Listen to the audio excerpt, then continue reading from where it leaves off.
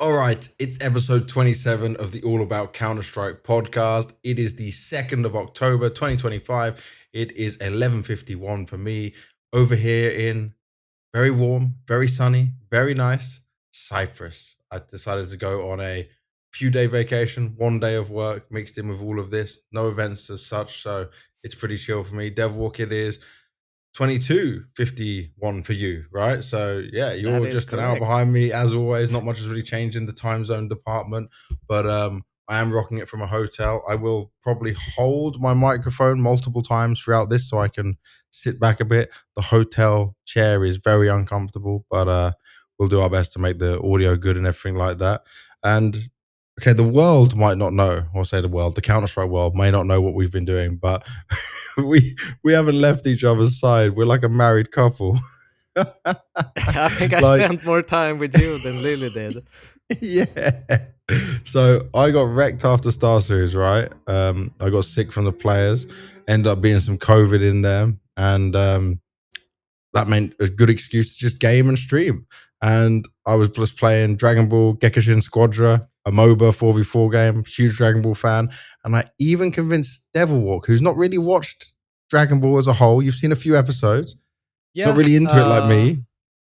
Not really that into it. I mean, I've been into some animes, like I've seen Naruto and One Piece is a big one for me. Yes. Okay.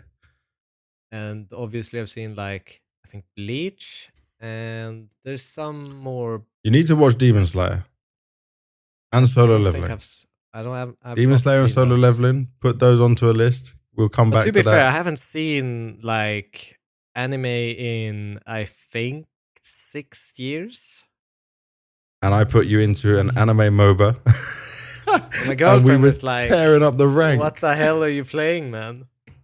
She does not think it's very cool. But yeah, I'll take that L. I don't give a fuck if anyone thinks it's cool or not, because this game is legit fast-paced Dragon Ball action.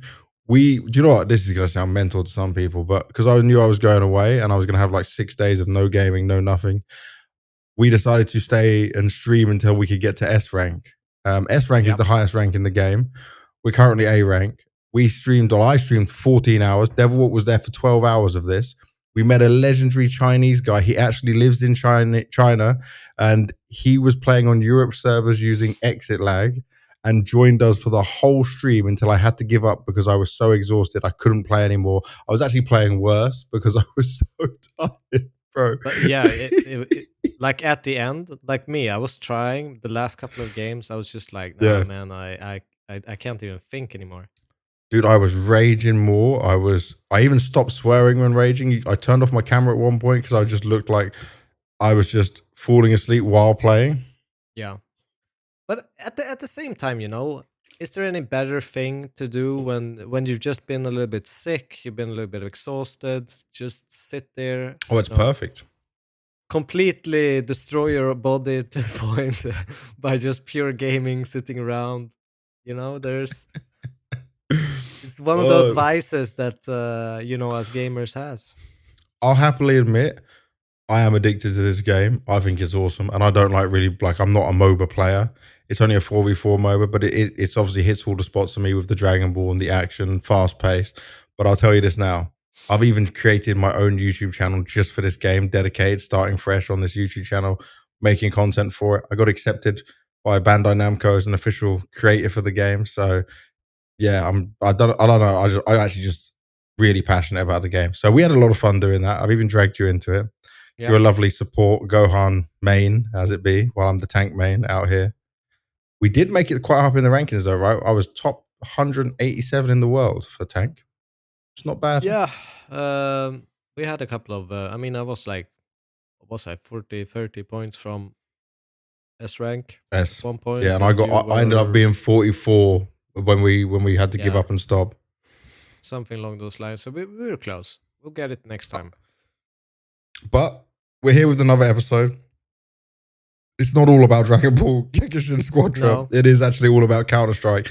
And it's been a wild bit of time in Counter-Strike world. I'll be honest. It's been a wild bit of time because, okay, we started talking about EPL. We'll do that. It's EPL Season 22. I'm just going to start by saying this. The commentators in the studio putting in that work, triple commentary, keeping it fun. I don't understand why people like hate this so much, but they're doing a stellar job because some of the games are maybe not super interesting. It's a different vibe. It's something else out there, and it's not so buttoned up. You know, it's a bit more fun. And I've had it on while just streaming, and it's entertaining. It's just keeping me going while I'm playing, while I'm doing something else in there. When there's so many matches as well. But I will say, God damn, this was the craziest EPL we've had in a while. Like, so should we just respond. start? I would just want to respond on the point. I like the kind of relaxed version of like EPL stuff as well. I think it's nice to listen to. It's like super easy to have on in the background as you're kind of doing other stuff. The one thing I'll say though is we're in such a weird state in CS because of this VRS situation, and that EPL has basically become like a minor in some sense, like or The last multiple big one. tournaments have kind of been this continuous few weeks of minor esque games where Yep. there's a lot of importance in it. That maybe this one time I could see why people are a bit annoyed if it's so relaxed when there's so much weight on the actual games. I understand that from your perspective of like, there's so much weight on the game for the players and teams, right? Yeah. But I don't think the commentary was bad. I think obviously they go off on their tangents. We had the fun mailbox. Sometimes Rushley's getting involved. At one point, I think Stunner was observing. Sometimes we're just talking to random people. Didn't they Like, have it's a the rooster lineup or something doing some of the work during the I day? think they. I think Aussies can do what they want and have some fun with it. But I'll just look at it from this point. I'm not trying to defend talent because it's other talent, but it's like Star Series told me when we did that event, don't take any suits with you, bring like whatever clothes you want. Some of the stuff I don't mind an open shirt. I wear out with my wife or with friends, right? An open shirt with a t-shirt on. But like I had full freedom, bro. In one of the interviews, I had Dragon Ball Crocs on and no one told me I had to take them off. I thought this was like, so I'm kind of in if people on tournaments want to tell me like I don't have to wear a suit and be all buttoned up and looking all good the whole time, you know, in their perspective, because it's nice to be very comfortable and chill. So I can understand it. And EPL is a long time, but just keep EPL as its own thing. Like I'm down for having other events like this. It's just every time EPL pops up, there's always people, oh, it's such bad comp. No, actually, it's just different. You don't have to Yeah, I like mean, it. they've definitely gone that CS Summit vibe Yeah. in some sense, and I think especially since we haven't had those in quite a while, Yeah. it's nice and refreshing to have a different type of tournament. I agree on that. I just think that it might have been mistimed with the weight of it. But that's just how the VRS thing works, right? And do you change the system just because of that? Because one thing I'll credit Freya on this, she did like the bait exit interview of Headtrick. There's no laughing and joking at that, right? It's a really fucking sad moment for the bait boys because obviously they understand the implications of this. And they obviously had a great opportunity. We'll talk about like the performance of teams and stuff at EPL afterwards. But I'll say like they didn't go and like put it onto the players or something. In the winners ones, they had a bit more fun and it was a bit more chill, right? But like when needed, it was serious and it was understood. And it's always just nice to hear just a mix of different voices who we don't normally get to hear commentate together and like hear some craziness every now and again. Take things in from the mailbag. That's always I like that idea as well. I really like this kind of stuff, but it's just got a fitting place at EPL for me. But let's start by going on to the fact of some teams didn't make it there. So first one was Lin Vision. It's not really a big talking point. They just said that they were out of it because they couldn't field a team, which feels ESL kind of strange, but like maybe something's going on that we don't know about just yet within the Chinese scene. Either way, they should be fine for Asia as we know it. Actually, we can plug this.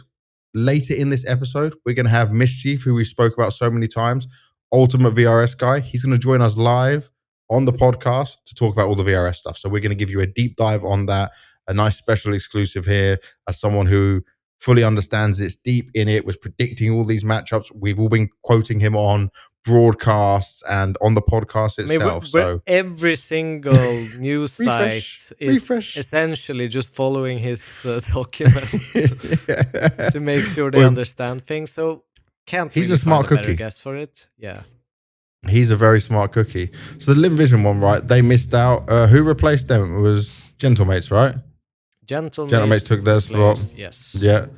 But the big one, and this is to me, bro, we already said VP won't do good anyway.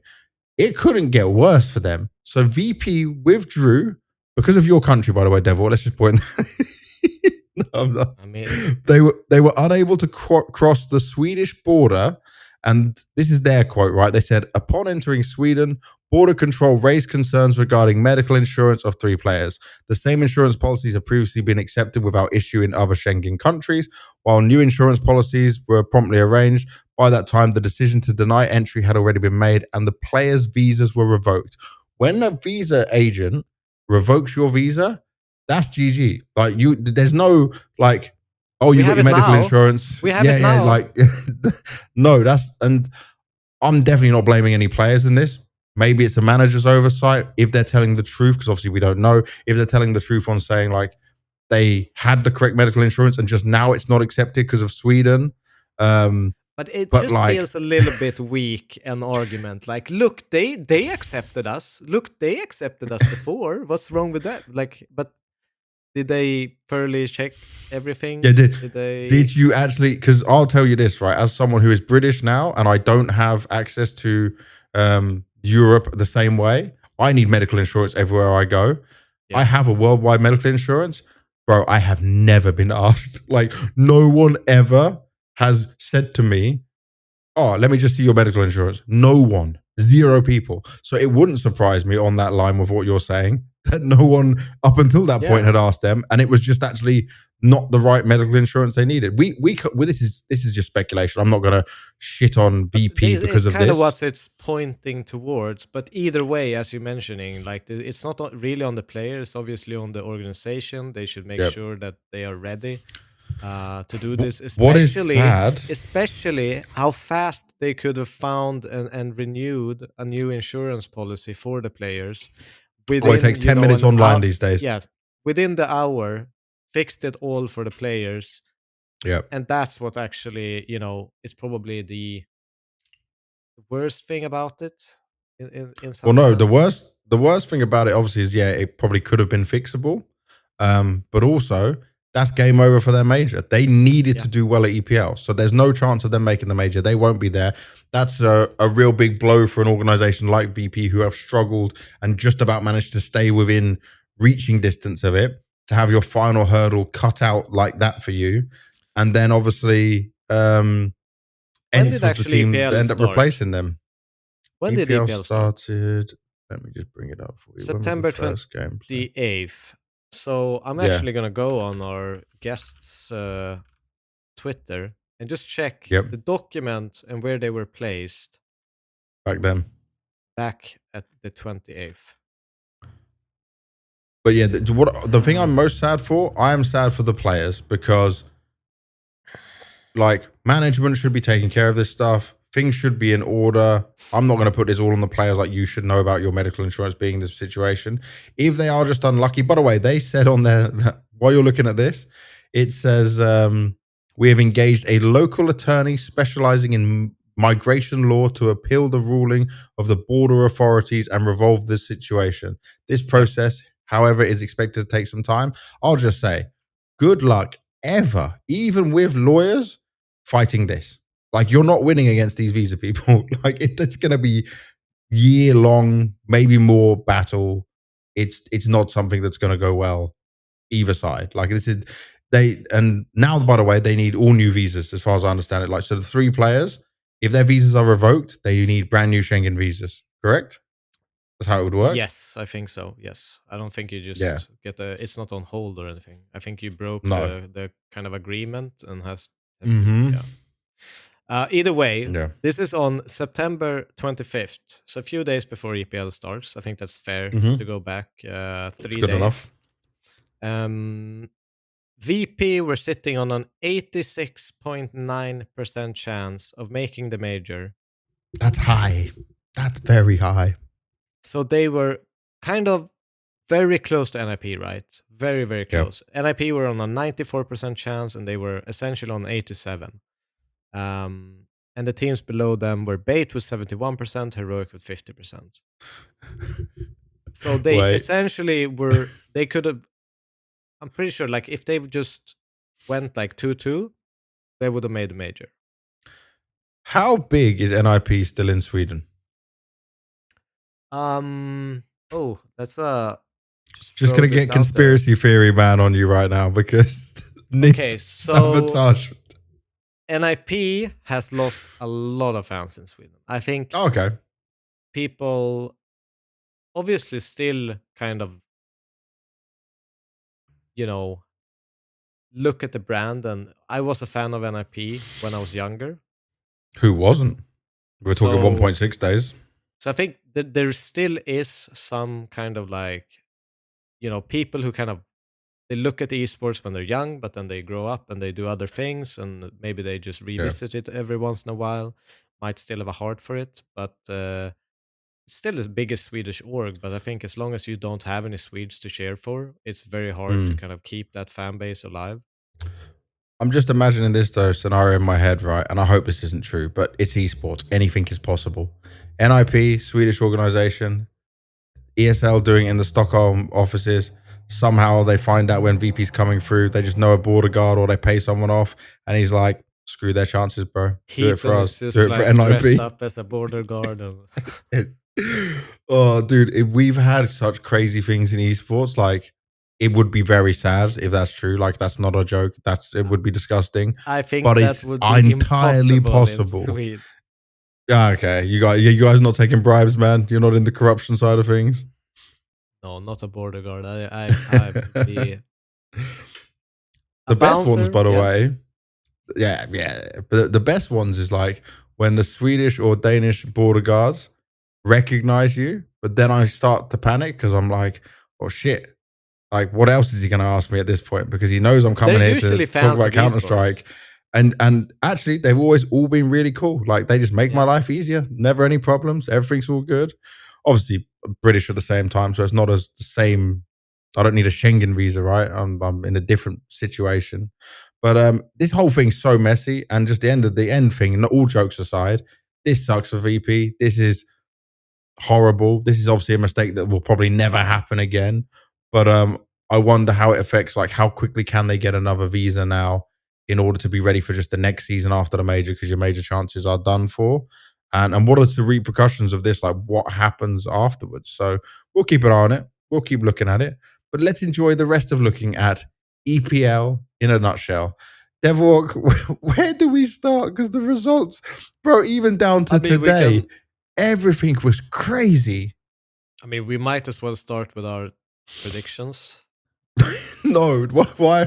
Can we just ignore them today? Can we just ignore this? The pain out this is terrible. Just saying this, right? Into the juicy stuff. We are never giving you advice on following our predictions because we would be terrible for you to follow right now. I don't think it was that terrible of a prediction. Yeah, but it all went so messed up from the first round. I have a hard time believing that many people would have like a full pot right predicting this EPL. Yeah, not with the Hotu and Inner Circle thing. So I still think, considering that, it's still top tier predictions in some sense, just because everyone's shit. Does that make sense? I'm with you on it. So our predictions, right? We both said FURIA, we both said G2, we both said Astralis, we both said 3D Max, and we both said GamerLegion. All of those 5 made it through. The 3 others, we both said Bait, which is reasonable. They lost in a 2-2 game against FURIA. They got unlucky that FURIA didn't coast through, and then so obviously Bait's craziness, right? Just as a quick one on them, is that like they started off going 1-0. 1-0. Lost to Yeah. Hotu. Lost to Hotu. Obviously, Hotu came through. We'll get onto them a little bit later on. Then Beat they G2. beat G2. So, like, their chances at 2-1 then, which is like, you'd be a good team. Like, things should be looking nice for you. Then they lose to GamerLegion and then they lose to FURIA. Like, they needed to win it on that GamerLegion game, and playing FURIA, it's always going to be tough anyway. So, Yeah. we weren't far away from them. We also both said M80, I'm guessing, because the London performance, but yeah, it was all the London performance, but I looked at this and I said I'm out. I'm out. M80, you have to give me more in a row now for me to yeah, start being a believer again. I still think they still doing like okay-ish, but results like in a sense because like they're playing Furia, they get 8, they get 7 rounds.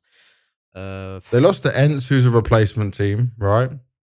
Ents is okay. They lost to Ents, but Yeah, like, I don't know, I probably would expect more from that game. Then they lose to Heroic. Now that's crazy. They should have beaten Heroic. They beat Rooster, and then they lose to Furia. Obviously, it's very unlucky to meet Furia at that stage. Not many teams are expecting to meet a team of that caliber there, yeah. but that's a rough ride. Now, the thing that does help me on my predictions here, Devilwalk, I said Lin Vision would go through. Well, they didn't participate. So, who is their replacement team? Oh, they also bombed out. So, doesn't. Did they No. wait? Did they go through? Yeah, Oh they go no! through. Ah! So technically, if I took Gentlemates. their replacement team, Gentlemates, I get a win there. In the without saying it, I get a win there. And you put Heroic going through. Yeah, that's I Like, don't what know, happened man. to you that day? But I You honestly haven't got the didn't think answer. there was that many good choices. So my We don't know reasoning ball. was I'm not so I would have probably never picked Inner Circle and Hotu, just to be honest. So I was kind of between choices of okay, you have Heroic, you have Legacy, Mm-hmm. um, and I was like leaning between Heroic or Legacy, and I thought Heroic would do better. Which obviously wasn't the case. Legacy did better than Heroic. So I Yeah. was kind of gambling on, okay, one of those maybe could make it. And I was wrong. What to say? Well, it's not even just what to say, right? This is But what I will is. say, if Gentlemates was in there, I'm pretty sure I would pick Gentlemates over a Heroic or Legacy. Yeah. Because we saw, Um, especially with how fired up they were playing, how good they yeah, were and playing the I've Star seen Series them a in some lot, games. and like recently, especially since doing the Star Ladder events, Mm-hmm. I've seen a lot of their games. And they're a little bit hot and cold, but they have a lot of potential when they're hot. They can play some If they good just start CS. a game fired up, if they start a game loud, they're pretty damn good. Yeah, It's just activating that early on. But let's save ourselves a bit here because one thing you spoke about this, by the way, yeah, it's we didn't really count into the fact of how much this means for some teams more than others. Yeah. For some of these yeah. EPL teams, this was their major qualification.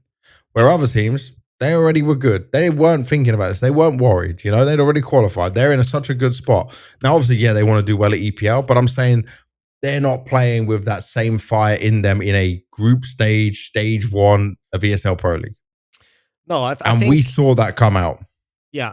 There's a different line of importance for these teams. Obviously, I think for some teams, even feeling secure for the major to some sense, I still think saving strats and saving defaults and stuff like this is still relevant in CS. Even if it's turned into a meme, it's still something people do. Um, For real? 100%. I think, we used to Because always players like even when meme it now. yeah, but even in like, so let's say, it's not that long. You would Mm-hmm. probably start making your book. Sometimes we would like strat book. Sometimes you would be like, Yeah. okay, this round is really freaking good. And we will only use it if it's a super important moment. We know in practice we've practiced against like one specific team, this strat, Yeah. and only that team really that in the top tier that we would potentially face. So you don't spread around and play different teams with the same strat, so everyone knows it in Mm-hmm. practice. And you would essentially, okay, this one has really high win rate. Let's save this one because we have an important tournament coming up. So you have that a couple of strats, which is your kind of ace in the sleeve. And if there's an important moment, like we would go into EPL maybe, and you're kind of a middle ground team, Yeah. then you probably, if it was a chance to go into next stage, we would pull it out. But otherwise, And if we're not in that space, we would save it. thank you for explaining that, because I think it's very important. Because I'll say this, I've many times fallen for like the interview question of like, oh, okay, does this mean less to you? You're preparing more for the major, blah, blah, blah. And players will use that as a get out. Some, I don't think, were just being honest. You know, they were using it as like a scapegoat, you know, ducking out of it. I'll tell Yeah. you one example. You know, Dastan back when he was on VP Avant Times. I remember one major, they were complete trash at overpass.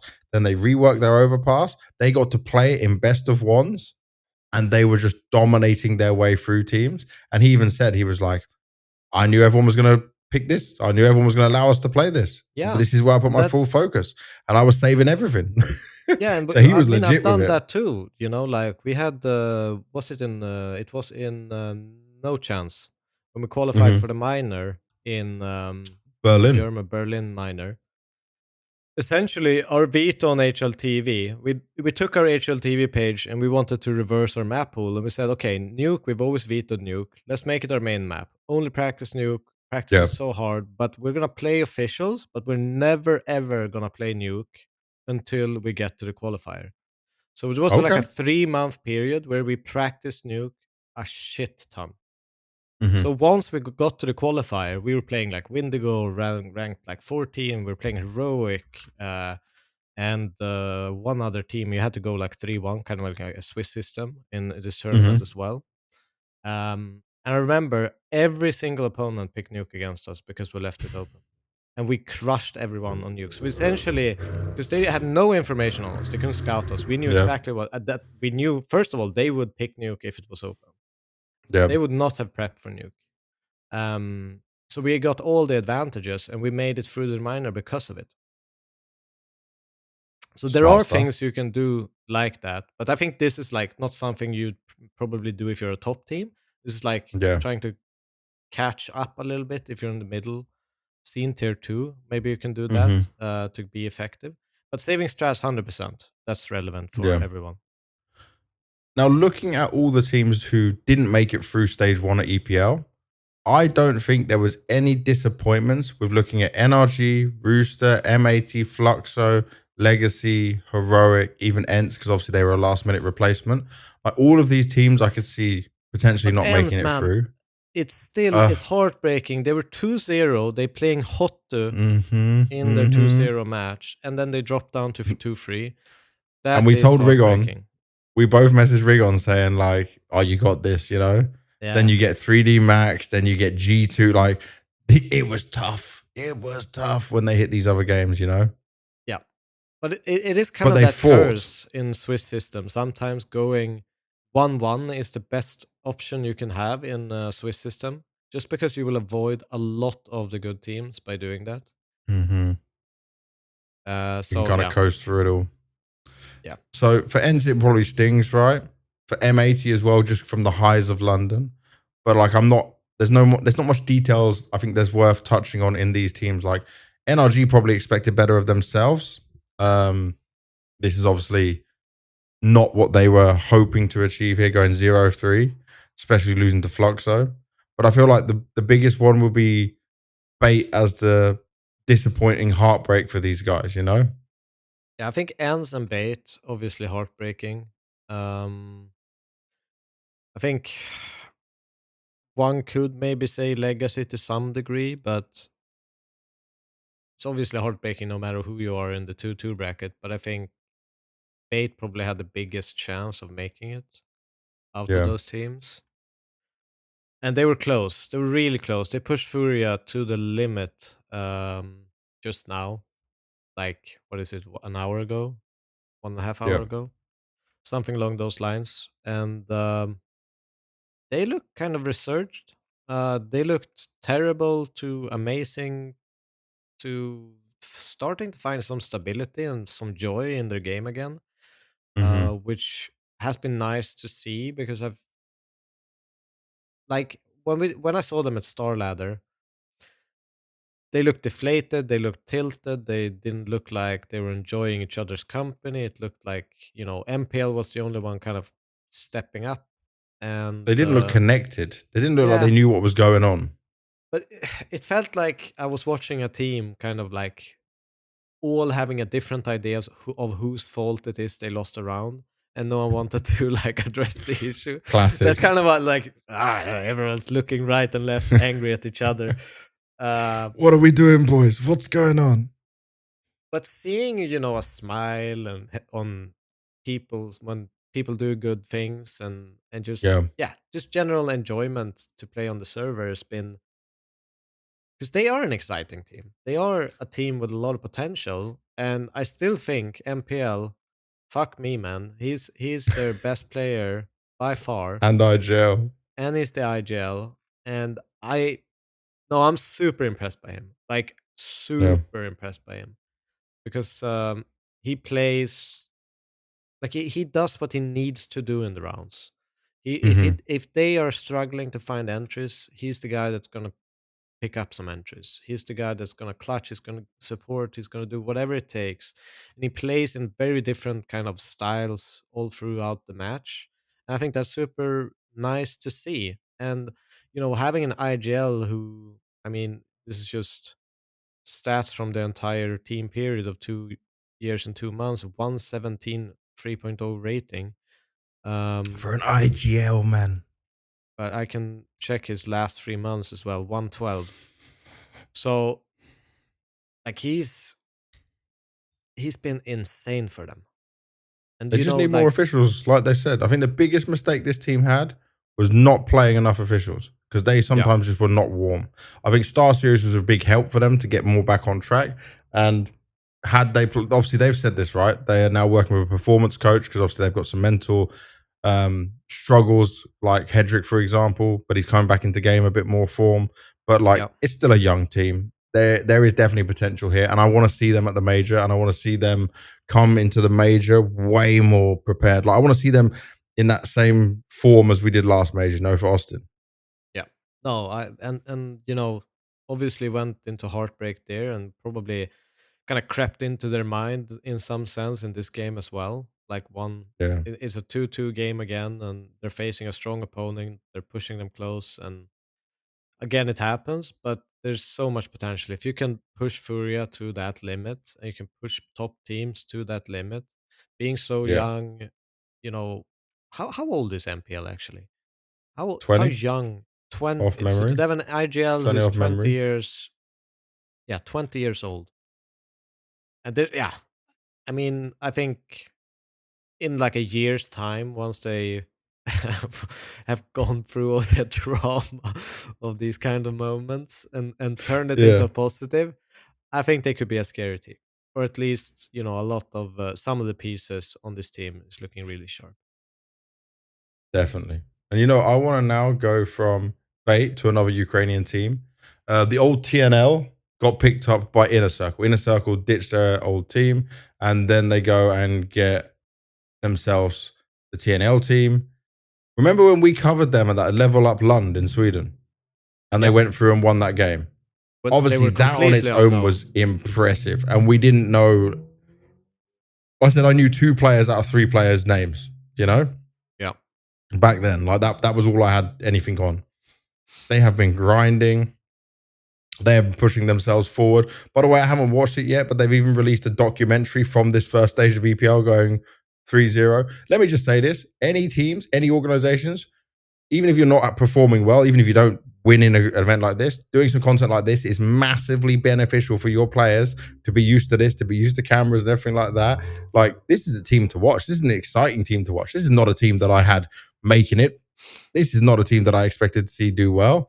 They cooked, man. They actually cooked. They had, like, look at the teams they beat, right?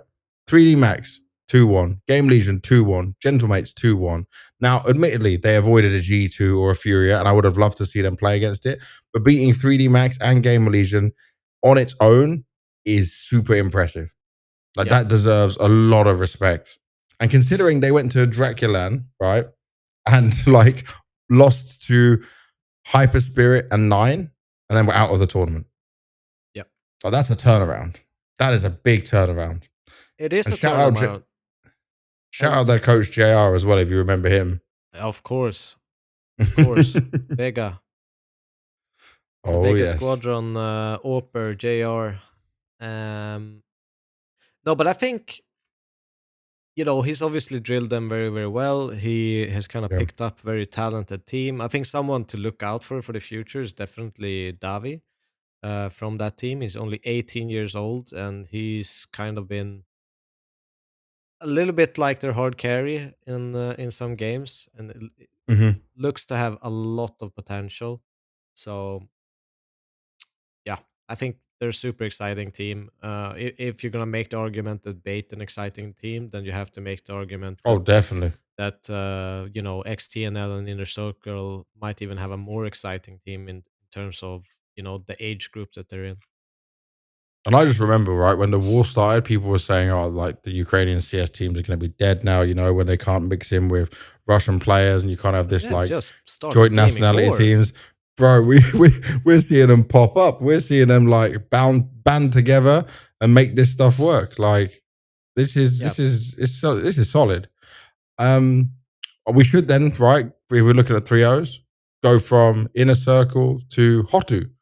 Now, Hotu, I remember at one point we were memeing on them of being a Russian team, with Kazakhstani players and making it through all the Asia qualifiers because obviously they're in a part of Russia which qualifies them as playing in Asia. Yeah, you know how this all works. But their run was legit as hell. You start off beating FURIA 2-0, then you beat Bait. By the way, this is Hotu who let's look, their major. What is their options here? Their Valve ranking is 36 right now. Obviously, they're on the Asia region. Yeah. So Hotu. Oh, are they not coming under Asia anymore because of the rule change? No, We'll have to ask Mischief about this. Yeah, I think okay. Now they've been moved. They were at one point farming Asia qualifiers, so maybe I'm wrong now. Yeah, so I think it's one of those weird things. 27th of Europe.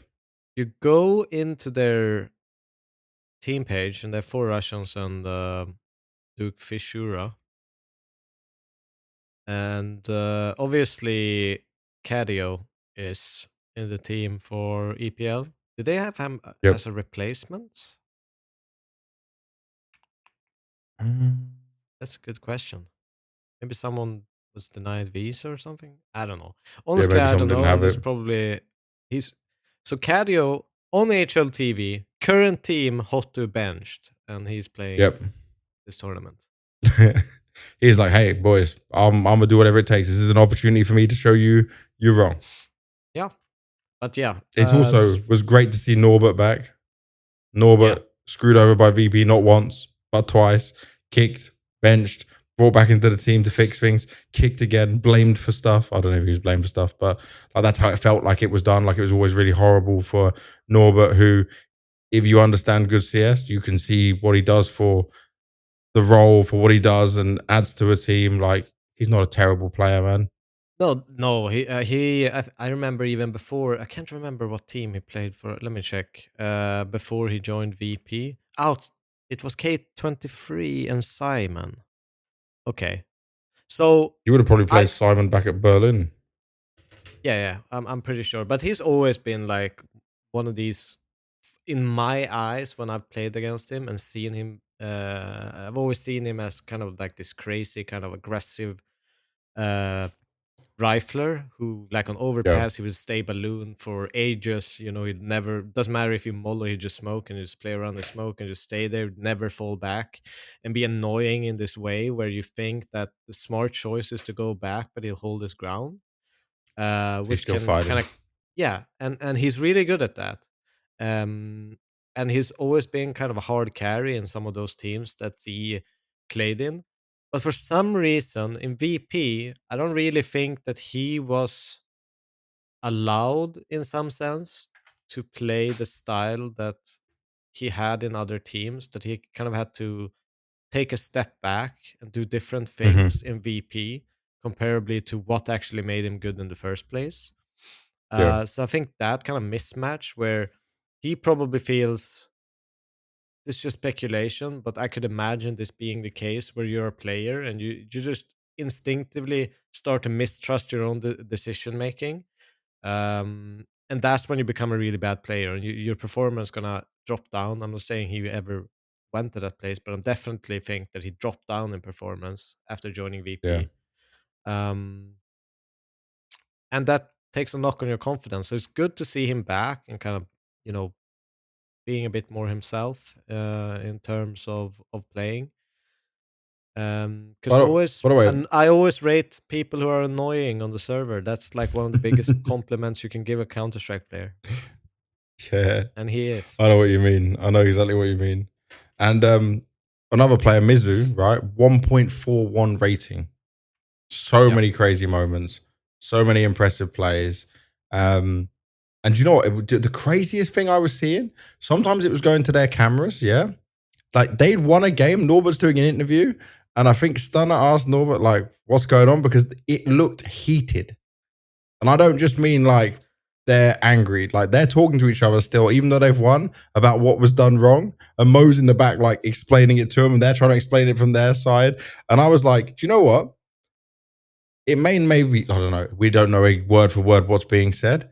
It may not look like the best thing to do off the back of a win, but if you've won and then you're still not happy, I mean, they and you're might as well still have been arguing about what to have for dinner as a team.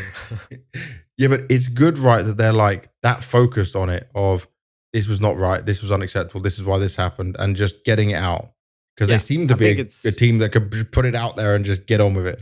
I mean, it's 100%. It doesn't matter if it's like from a team perspective.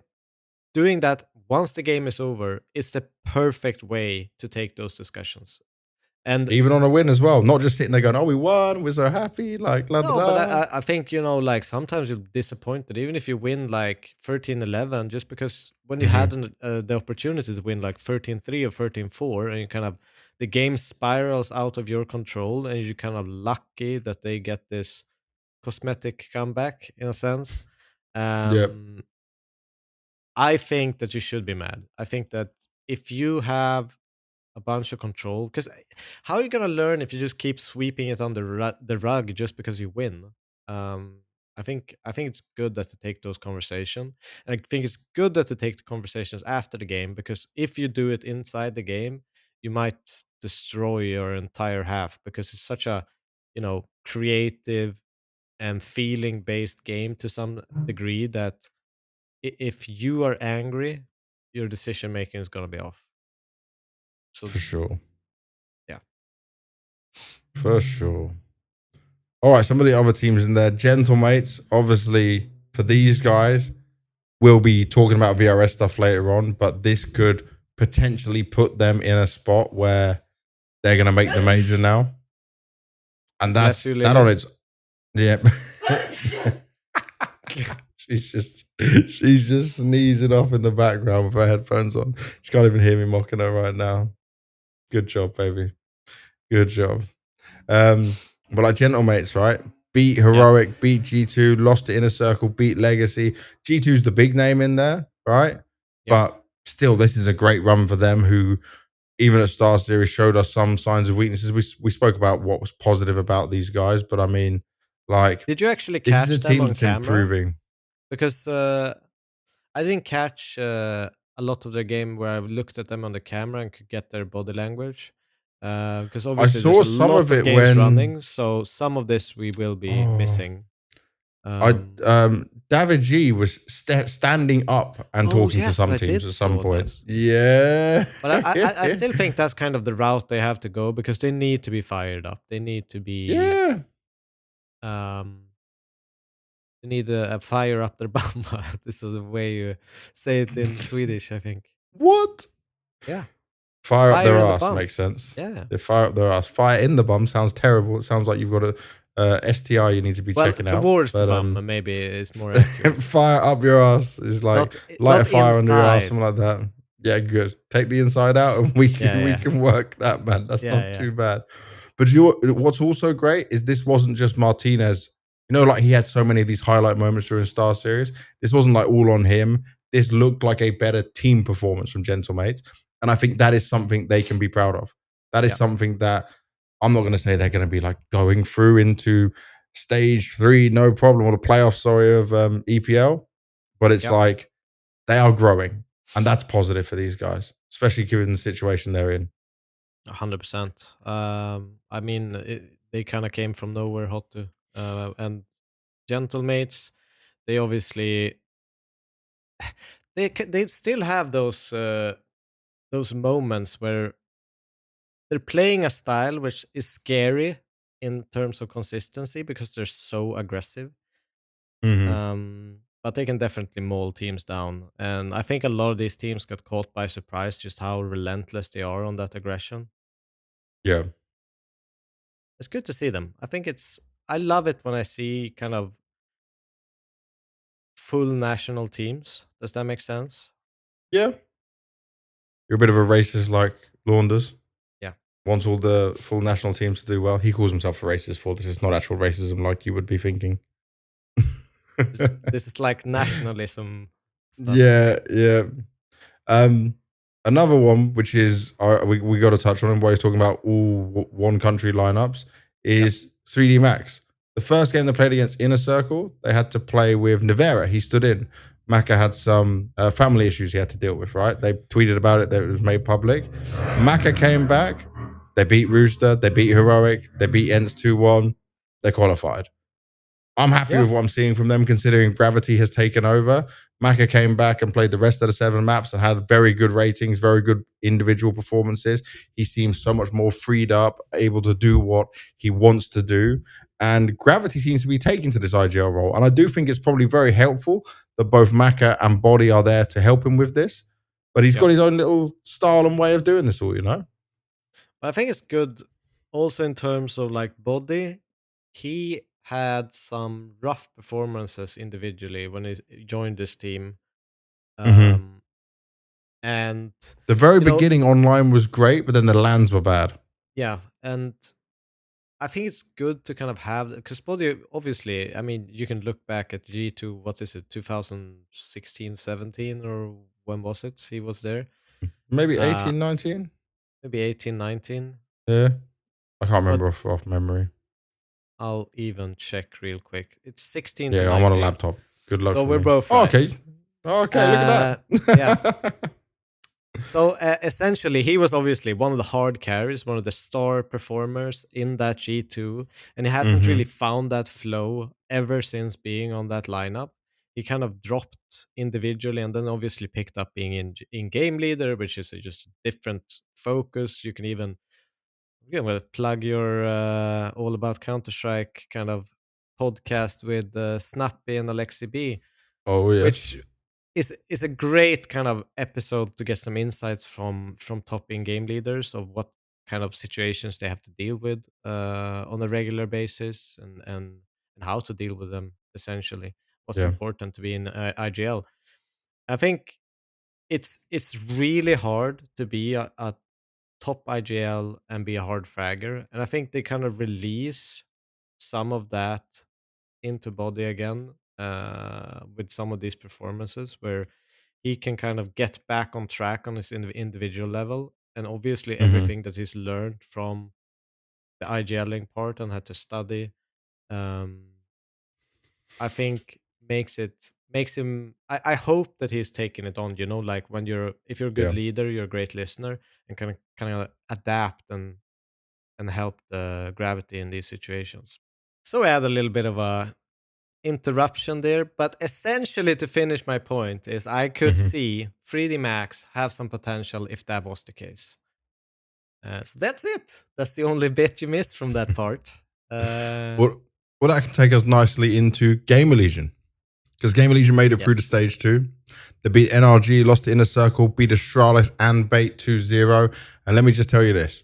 For some reason, maybe it's just because people hate GamerLegion AWPers, but people were like hating on Hypex, right? New AWPer coming in, big opportunity for him as well. Now, he drops a 0.99 rating on 9 maps. But I'll say this. He did individually have some moments which I would think Kersey could never do. Or maybe that's what they wanted Kersey to do. That wasn't possible. Now, he's brand new to the system. He's brand new to the team. But there was one moment vividly in my mind when he was playing bait where he almost pulled off this like 1v3, 1v4. He can have some good impact. He can be an AWPer who learns to do some great moves from great moments. And also, he's Polish with like lived in the UK, I think, or something like that. Very British accent to him. Very, very English accent. Him and Ash on the interview together was funny as hell, you know. It's good to have someone in there to throw some more waters in there, everyone. Wow. But I will just say, like, exactly, just like that. Bit of water in there. But I'll say this. It's an upgrade. It's definitely an upgrade. I'm not looking at numbers. I'm looking at the eye test. I'm looking at what I see, that this is like someone with the potential. Does he reach his potential? Obviously, that's a whole nother conversation. But this, for now, is a better performing GamerLegion off the back of that one change and just having this guy in. I think you're spot on. I think the one thing that actually drops him out and kind of makes him in that bracket, he had a stinker of a series against Inner Circle. And that's kind of what's dropping him down, because he had, I think, minus 26, 0.65 rating against them. Yeah. But, you know, he's very new into the lineup. We gave Kersey kind of a couple of events, a couple of runs before we wanted to judge him too Yep. harshly. But if you actually look at the stats on some of the other maps, against Astralis, drops a 136 rating, second best player on the team. You look at the bait game, stable 127. 127. So he's definitely up there, making impact. And I Yeah. think this isn't to, you know, slight at Cursor or anything, but I think he was more of like consistently almost at the bottom for the team. And probably didn't help that he had some, you know, outside pressure, people talking about him, etc. But he kind of He was went getting into a focused. league of that was a little bit too big for him, too Yeah. big for his breaches too quickly. And I think this guy actually shows a lot more promise. And it is, for me, GamerLegion, they're making it through a Swiss system for once.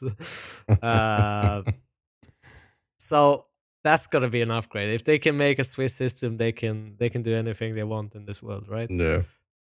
And obviously they've got to get him embedded in the team. So like you Yeah. said, more time in there, no problem on that at all.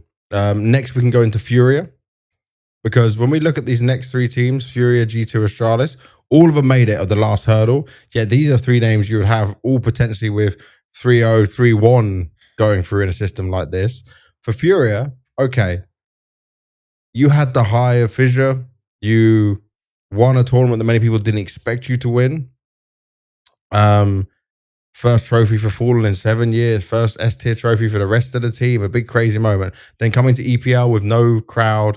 It's group stage. You're playing through stage one. Maybe they're a bit lax. Maybe they're a bit rested. Hotu obviously dealt them a big slap in the face. Yeah. But when I saw the next two draws they got, both times, Fluxo, another Brazilian side, Legacy, another Brazilian side, I said to myself, they will lose one of these games. I just knew it, because it's not a domestic matchup in the sense anymore. Obviously, Fury is still majority Brazilian, but it's just you could see them losing one of them games. Now, they beat Fluxo, solid, but they lost to Legacy. And like, I'm not going to hold it against them, but it put me on edge a little bit. It's like, well, come on, guys. We need to, you already had the Hotu game to be told to wake up and get ready for it. Like, you are better than this. We know this. We've seen what you can do. And even in this bait game, bro, we literally filmed this as soon as the bait game ended, right? Yeah. We had a little talk and we got into it. So I was watching with eyes and I'm thinking, bait's going to do this. I was like, I could really see bait doing this. Furia, they held it down. They got the job done. They're through to the next stage. But I'm not going to say I'm worried about them, but I'm definitely not holding them as high in my expectations as I was at the beginning of EPL. Like, they've dropped down a little bit. Yeah, I get your point. I also want to bring up, you know, obviously them coming through that win, they're already in a very, very secure place for the major. The playing Yeah. teams that are not. Mm-hmm. I think that they are in a position where they got a little bit of a slap in the face in the beginning, but I still think it's almost a little bit impressive that they could kind of nudge their way back and make it through. Okay. Because I never think so. The legacy one, I think, is just one of those teams that can upset anyone in the world, legacy, but they can bomb out Mm-hmm. against anyone in the world. Like they have this really weird big span of highs and lows in their performances. And I Yep. think what FURIA is such a big team in their region that everyone watches FURIA. Everyone knows exactly what Yeah. FURIA is doing. Everyone is following every single game they play, and I'm sure that Legacy as a team also keeps track of that, just as I would. 100%. Back in the days when we had NIP as our kind of rivals, we watched every single Yeah. NIP game. Didn't matter because they are the ones we are gunning for. And I think that's the case in this Furia Legacy and Fluxo kind of Yeah. department for them. But they bounced back, got a little bit of a lucky draw with M80, but obviously Bait, they pushed them to the limits, lost first map and kind of grinded their way back. So I'm still, it's just, it's not the best signs as you say, but I think a little bit of a hangover Mm-hmm. you can get after winning an event, especially when it takes 7 years of working hard to to get there. I think you're allowed a beer or two. Yeah, you definitely deserve that after that. All right, from Furia, we'll go into Astralis because, dude, Yabi, he's in a position now where he should be more of a star, Him, Stare, Device. This is the three I'm looking at. And Yabi was so good when Hooksy first came into the team. But I'm like, he's always been not a tilter that I would say is like massively affecting the team. But like, I've always seen him pick up his mouse, drop his mouse, look at his mouse, blow into his mouse, like all this other stuff he's doing. And he can get What's the word? like down. Animated. He's very Yeah, animated. very, very animated.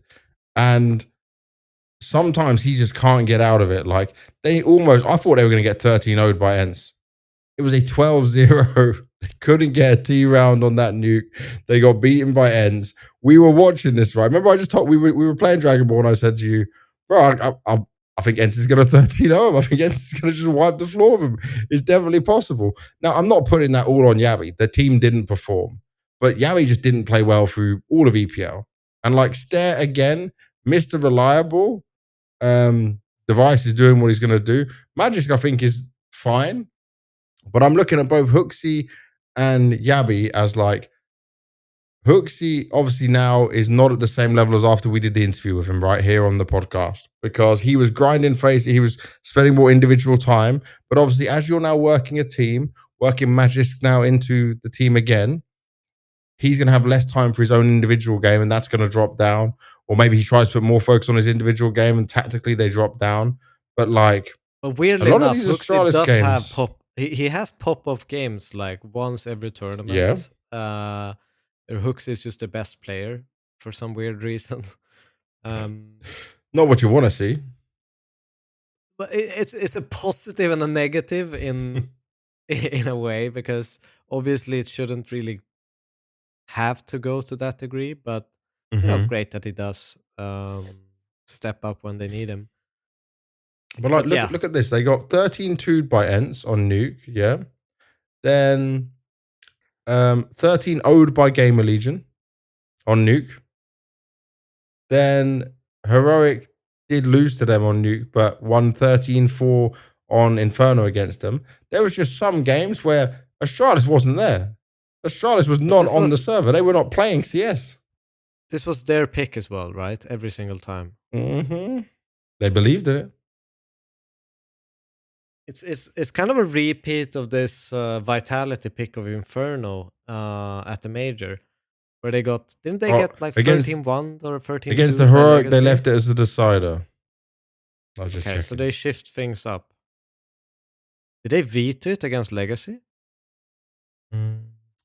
They picked it against GamerLegion, got 13-0. Astralis removed Nuke. They weren't leaving anything to chance, bro. They were not leaving that props to chance. them for actually, you know, okay, we're actually shit on you. Fuck that map, and let's move to another one. You They're know, like, because GG this ain't boys. working. Let's not lose a spot here at EPL going into the next stage by trying Nuke again, putting ourselves through this. But it seems like they're still struggling to find a home map, because if you look at Heroic Game, they picked Inferno. They got battered on Inferno. It's not great. It's really not great. Maybe they're an overpass pick team now. They at least won that against Legacy. But looking at their results, right? They beat Fluxo, it was still 2-1. Lost to ENCE, lost to GamerLegion. Then they beat Heroic and Legacy. They're teams they should be beating, but it wasn't easy, right? They still dropped the map. They weren't up their highest point. I'd say I'm kind of hot and cold on them right now, you know? I'm not going to put them in a good position. You did get 13-0'd, and you almost got 13-0'd by ENCE as well. You could have been 2 13-0s in this tournament. That's not a positive sign. No. But I just think Magisk is a very adaptable player, so I'm not even going to give them an excuse like that's the reason why they're not up to standards or not doing well. But that's not enough of an excuse for me. No, but I still think they are where they are supposed to be. Okay. Because we both had them going through, right? We both had them going through. They went through. I still think, they definitely could have played better, and they should go through in a scenario with these kinds of teams in. But for example, I still think they aren't, to me, in a sense, they're not top 10 in the world to me. Does that make sense? Yeah. Well, I wouldn't put them in my top 10 for sure. No, but they are ranked top 10. So I just think they're kind of where they should be in some sense. Like, they're gonna have some tournaments where they're super well prepared, they're gonna do well, and, pop up in the rankings, but I don't see them having that consistency yet that they need. And that's obviously apparent with not having, even a home map where you go into a tournament. That's gonna be a huge issue if you don't know what map to pick, and after maybe 2 in their games minds they knew it. They were like, Nuke is our jam, we're owning at this, and then it just didn't come together in officials. So like, I mean, there's got to be some rhyme and reason for this all. I mean, no. I mean, they probably thought they were better on it, or at least a couple of months back they could have been great on it, and then obviously, I mean, I'm even gonna check their Nuke stats in the last couple of months just to see, because my suspicion is that they were really good on this map. They went into practice. They said we need to, make our map pool great again, and then forgot about Nuke and just forgot played about the Nuke. Still same. picked it and got smashed. Because they were so confident in it. So stats history on Nuke here. So before this event, they had a 15-19 game against FURIA on Nuke. They won against GamerLegion, won against Legacy, won against Aurora. They lost 8-13 against Mouse, 13-2 Navi, 11-13 loss against Vitality. So they have been really solid on this map. Yeah, it looks really good. When you say those names as well, like the Navi, the Vitality one, even if it's a loss, the Aurora one, these are bigger scouts, way bigger scouts than you'd be putting Astralis at right now. So I think they came into the tournament, they were super confident in the map, they worked on other maps, kind of maybe integrating Overpass a little bit more, so they have a little bit of a stronger base in their map pool. But, people kind of evolved into, reading that game plan that they have for Nuke, which they obviously haven't worked on a lot. So I think it's a little bit of a trap like that, where they said, "Oh, man, I'm doing the AI camera moves with my hands." No, but that's it essentially. I think they just need to get back home and say, "Okay, fuck it, we need to start working on this again." Okay, well, Astralis made it, so we're still right about that. Another team that we were right about is G2 making it. But I want to get your opinion on where you think this G2 is at right now, because the highs of London into early exit in playoffs, but it was to the Mongols, which is fair enough, right, at Fissure. Yeah. And then this EPL is just very messy. Lost to Gentlemates, lost to Bait. You can talk about VRS again if you want to bring that back into it. But I'm expecting so much more from G2 currently, because I don't think like they peaked too early with that London win. I still think they have some very solid players, but it's like you didn't get the same performance out of Maddie's, say, this tournament, right? And sometimes some players could go missing as well. Like, then none of them are badly rated. None of them I'm complaining about, but it was like, it just felt like things to me were not clicking the same way it was. And that's why they saw some of these struggles. I think obviously the ends, people are just going to look at it and say like a 2-0, but it was 2-0 with very solid score lines, which is more what I was expecting from a G2. So I'm not disappointed by them. I'm surprised it was so hard for them. Yeah, I think it's a case of them being a young team with a relatively new in-game leader, that they haven't really plugged in all the holes and found all the solutions, especially when you go into a tournament where a lot of these tier 2 teams, they have a very, very different approach to Counter-Strike compared to what you're Yeah. used to and compared to what you're But playing Saw is against. used to that. Saw is very used to that, and we give him a lot of credit, right? So Yeah, but I think if you look at, the teams that they've mostly played, essentially top teams in the past, except, a little bit of Fisher, but still, GamerLegion, Legacy, Limvision. yeah, They've played Furia and stuff like that, and then it's just Vitality, Furia, FaZe, Spirit, Mouse.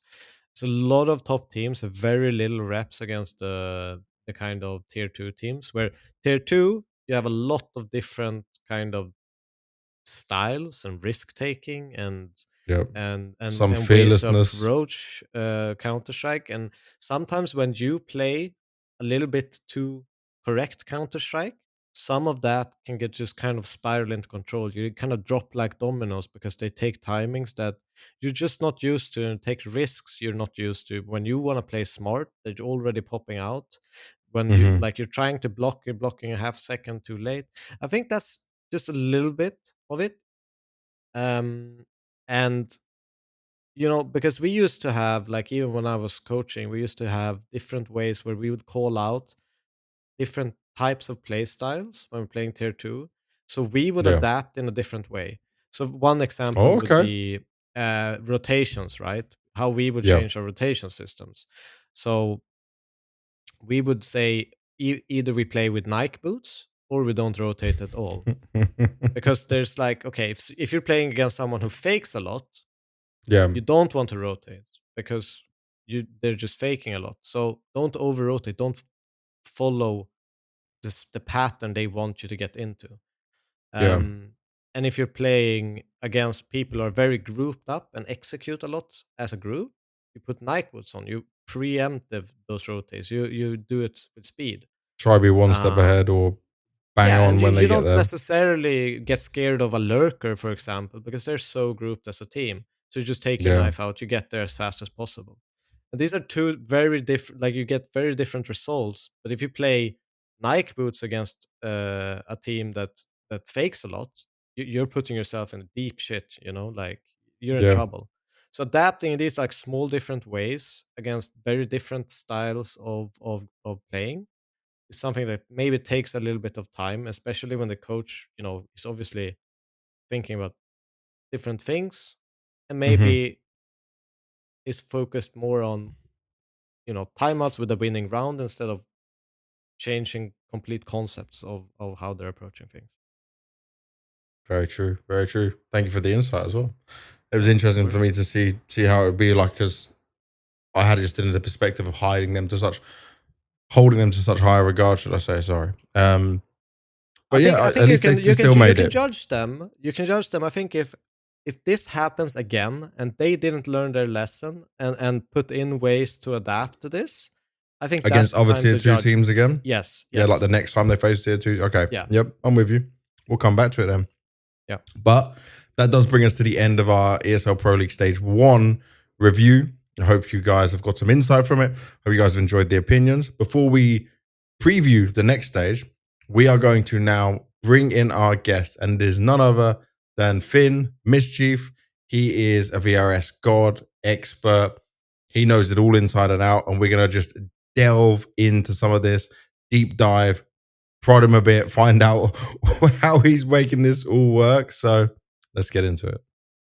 And here we have him, the man, the myth, the legend behind so much of the VRS information out there. We've got Mischief, aka Finn, with us. And dude, the first question I just have to ask you is, how are you feeling after these past few days?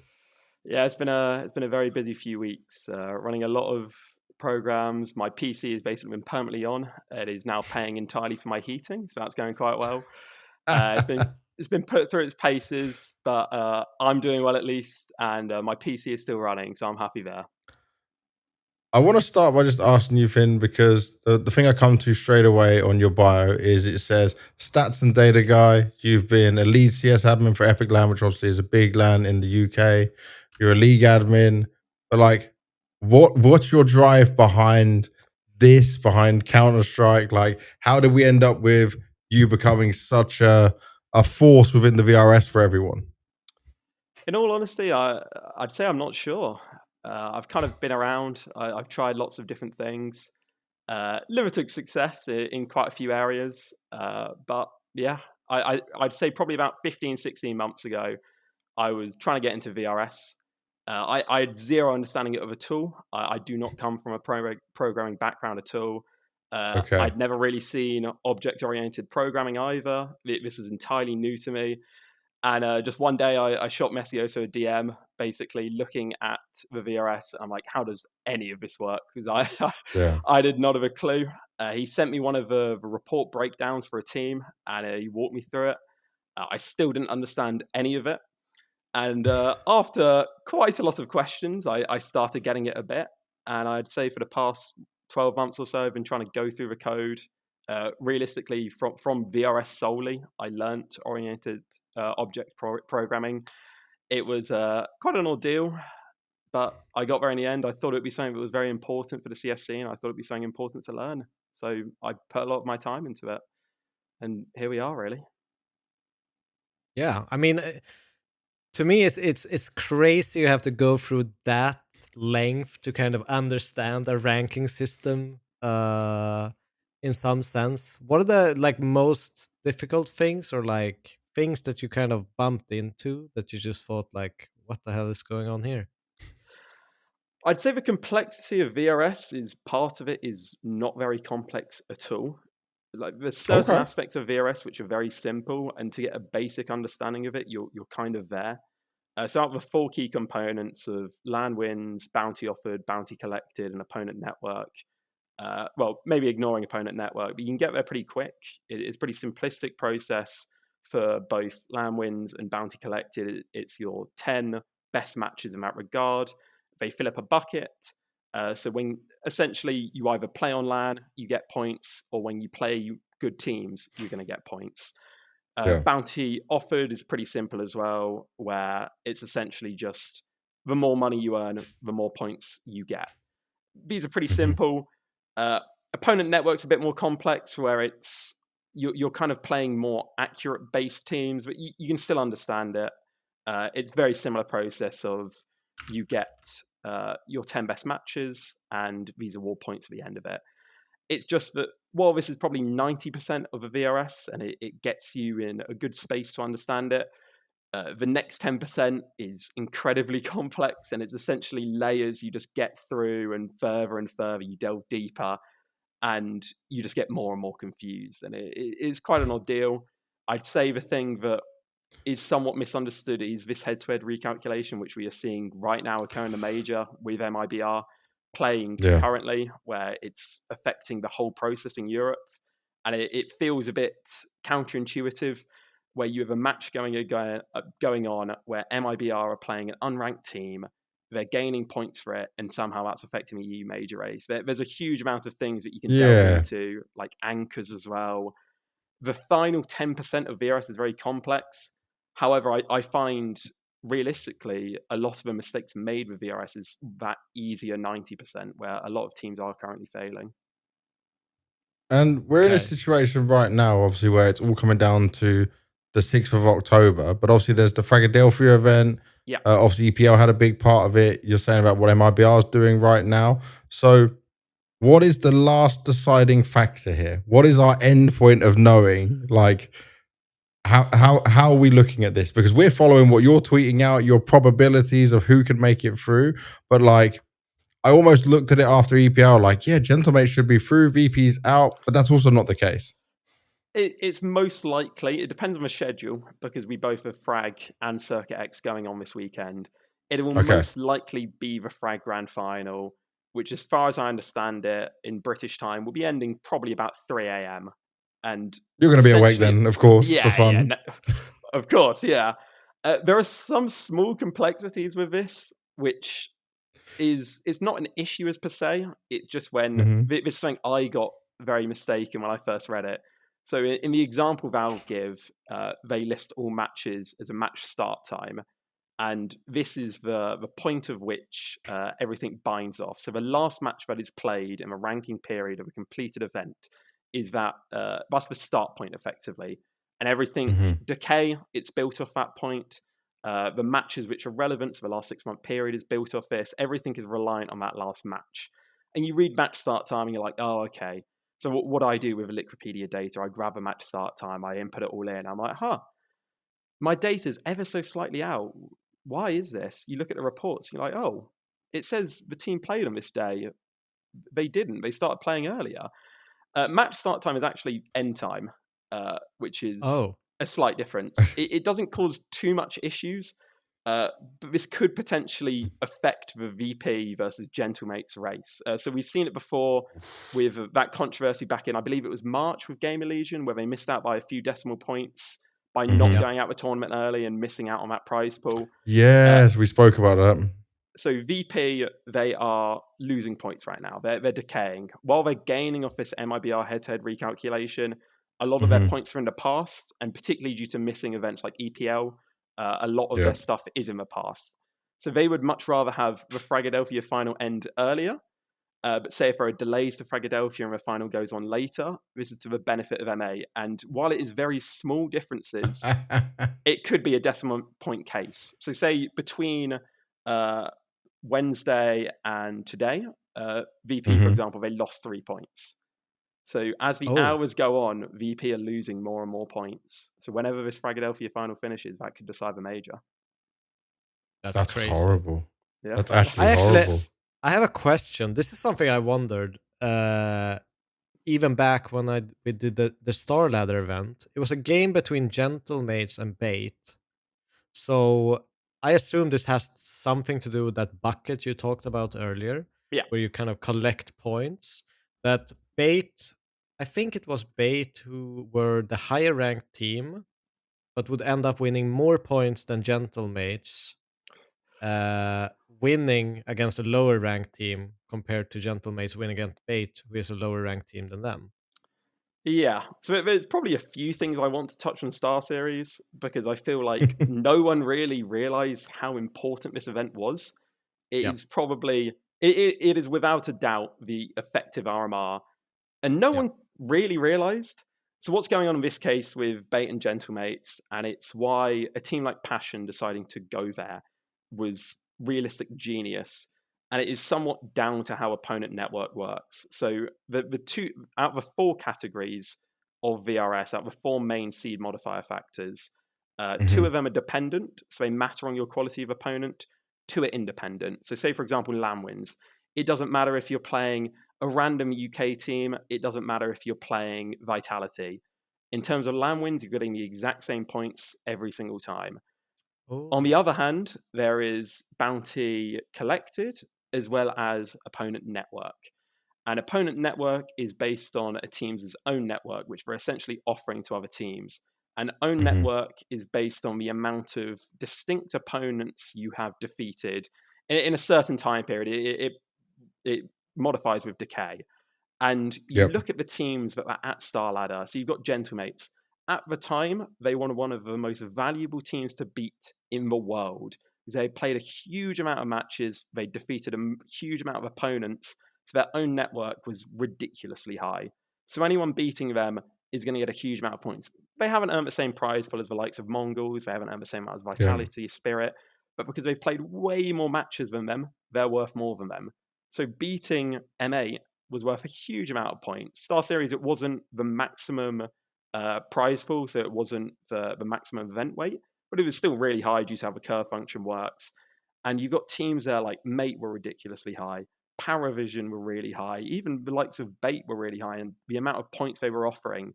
So you can't really see it because it's a hidden value. Really annoyingly, and I've emailed Valve about this, and they haven't changed it, unfortunately. Own network is entirely hidden. You cannot see it on HLTV. You cannot see it on Valve's GitHub. There is no way to view this figure at all. So I So you're sometimes just guessing. I have the ability to see this figure because I've recreated it and reverse engineered it. I occasionally release it as well. But there is no public source of this information at all. So I'm looking at the Star Series event. I'm like, this is going to be ridiculous value. However, some teams that probably rejected the invite, they don't see how valuable this event was. Like Star Series was massive, and it's reasons why you see Bait earning more points. It does relate to the bucket too. So Gentlemates have a full LAN bucket, and if they get a LAN win, it's replacing essentially an old Decay one too. So that's part of it. So I assume this is like them playing this. I think they played the LAN like a Spanish/Portuguese LAN, as well as Epic LAN before that too. Yeah. Yeah. Okay. So these points kind of fill up, and they essentially would have the same points as Vitality in that bucket of LAN wins, right? Yeah. So they were very much full on LAN wins. A lot of the top teams don't actually have full LAN buckets, but because these top teams, they're playing in tier 1 events, they get to collect these huge amounts of bounty from other teams. They get to receive these huge amounts of prize pool. They're playing the high event stakes prize pools that have these above 1 million prize pools. They're getting all the points. The LAN wins doesn't matter there, really. It's just that if you're a lower team, there's certain values which are hard to get. It's so wild because Star Series is basically like a test for Star Ladder to come back. So they can be ready for the major production, and yet the event low-key became so important. Was it more important than Fissure? Because obviously a lot of people got points from there, and things changed along. It depends. Like there is a lot of different ways to look at this, and it's kind of like game theory, and it's what a lot of teams have been making the mistake of it's not always the best idea to play the best tournaments. While you might have a lot more viewers, which obviously matters in terms of an economic sense, you need it for your brand, you need it for your sponsors. But if I was a team and I had the ability to attend a small local LAN where I'm able to get 3 LAN wins in, compared to say a much bigger tournament, but it's far harder opponents and I'm not really going to get any wins here, then you're not really going to get many points.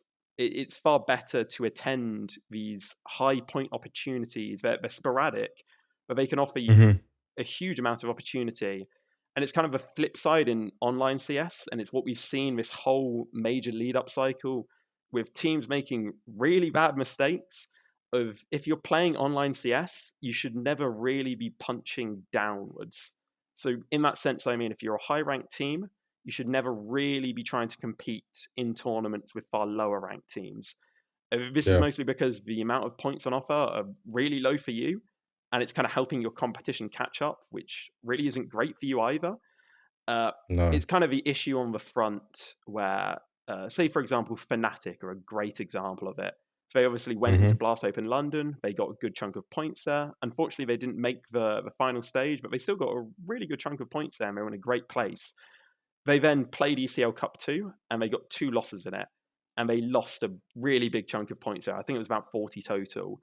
And while it doesn't seem like much, it's only 40 points. And you see these teams out here, they're gaining like 200 points at some random LAN. You're like, oh, 40 points is nothing. They've got full buckets. You're replacing decayed values. Once you have a full bucket, your gains start depreciating more and more and more. So what we've seen in this major lead-up cycle, it's not really teams winning like good amounts of points. It's often been teams essentially throwing their points away. They can't afford these losses, and it just falls away. So in this sense, for me to kind of understand, this is really helpful, by the way. I'm like starting to get a grasp on VRS in a sense that I haven't been before. But in terms of like, for me to understand it, I don't know if this might be helpful for the viewer, but how easy is it to fill up, for example, a land bucket of wins? Is that like a set number of wins during a certain amount of time, like 10 wins, and your land bucket is filled up, or how does that work? So in a 6-month period, that's essentially when your decay is, and it will count 10 LAN wins. There's a small Okay. issue with it where, say, I play a LAN back in June, that's going to have decayed now, and it's still occupying a spot in that bucket, but it's probably only worth about 0.5, 0.4. So if you get another LAN win now, say you're playing in Frag, for example, you're not gaining a full 1.0 LAN win. You're replacing the original 0.5 with a new 1.0. So you're only gaining a net 0.5. And there's a Okay. few more issues with it where playing lots in the past doesn't really help you either. And it's what I've been calling the anchor effect, where it's kind of, there's two sides of a coin here. So X Inner Circle, they went to, I can't remember if it was Birch Cup or Draculana. I think it was Birch. But they've only got Oh no, they did something like, Dracula and lost. They lost 2 games straight away. oh, okay, was it Birch Cup they just played Yeah, when they won a yeah. few? Yeah. So they only have something like 7 ranked matches. They've really got not much at all, but they've skyrocketed up. They've had a huge growth, and they're pretty much ranked with actual new Inner Circle. On the other hand, you have these teams which have played tons, now going to LAN, getting a very similar record and gaining nothing. It's the issue that head-to-head is always recalculated. So say you play a ton of teams at, say, your local level, a bit more of that tier 3 level, say CCT, or below that as well with other tournaments. You get a huge amount of matches here. When you start rising in the ranks again, say with LAN wins, all of your previous head-to-head matches get recalculated. So the old matches now look at those matches and they're like, oh, it's a better team. So say if you lost, you're going to lose more because it is in fact, oh, We're slowly losing you. yeah. All of these matches are going to recalculate themselves. So Yeah. if it's a loss, you're going to lose more. If it was a win back then, you're now gaining less. So you kind of need to keep your match count low, which a lot of teams have really struggled with doing, and it's really hurting them now in this run up. A good example, for example, is ENTS. So at EPL, they've had a good run. They're obviously a backfill, but they took good chance of their opportunity. They have so many matches, like a ridiculous amount of matches. So their gain is getting recalculated back downwards. They're effectively anchored to this original tier 2 position, which they have been heavily playing in. So they're kind of stuck basically. They can't go upwards. They're kind of trapped. We saw So this. how would you actually see a solution for that? Is that increasing the limit of land wins into the bucket, or is it purely a head-to-head issue?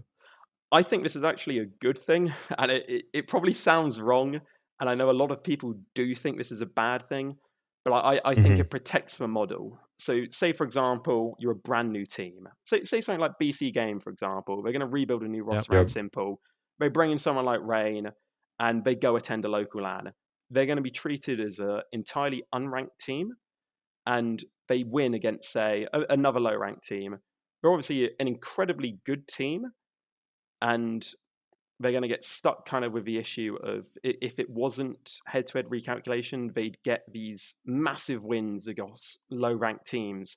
And if it wasn't recalculated over time, when they're now high-ranked again, they'd still be getting these huge wins against low-ranked teams. It's not really accurate to what that team was.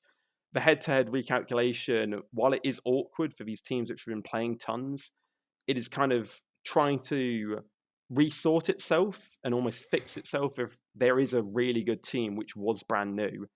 I think it is a good thing. I also think there are ways for teams to fix it themselves. So a good example is M80, for example. They've been grinding a lot. They're a good team. They obviously had a really good run at Blast Open. And Yep. they're kind of now in the spot where they have a high enough global ranking. They can almost pick and choose their events from now on. They don't have to attend everything. They don't have to try and qualify to everything. They can be a lot more picky with their events. They're not going to have as many matches. So they're essentially cleaning this anchor penalty where they play less, but they're still playing these big tournaments. They're going to earn big points in these big tournaments. They're doing okay. It's a punishing system, and if you are a team that's grinding, you really have to hope and ensure that at the end of your grind, you're in a good position. If you miss out and you don't achieve what you aim to do, you fall short, you're not in a good spot. So it's a very thin line, and it's difficult, but it's what you have to do. There's no mistakes really. It's a very thin line. Whilst I agree there should to some degree be a way where a grinding team shouldn't just be able to grind their way to the very top. There should be something anchoring them to a certain space in the ranking. I also think that we don't want to end up in a position where people are skipping events or invites that they accepted 3 months earlier to attend lands to save or protect their points in some sense. You understand what I mean? Like Yeah. we don't want people to just, okay, we filled up our buckets. It's time to practice. Don't play any games. Don't show up for 2 months, and see kind of where everything takes you. I think there has to be some way to kind of, I don't know. You still want big teams in smaller events. You still want smaller teams in big events, and Yeah. kind of. I'd say That's the problem I see with it, like just from listening. Mm. But maybe I'm imagining it in a weird way, just because we're in this space of qualifying for the major so closely. Maybe that's what's skewing my picture here. I'd say decay kind of helps it out a bit. So if you are a big team and you decide we're just going to chill for 2 months, you are going to drop down the rankings. And as well, I don't know the team side too much, but I'm sure realistically sponsors probably wouldn't be the happiest either. However, I do definitely think, not. yeah, I do think one of the issues you raised of we want to see new teams can almost be fixed slightly.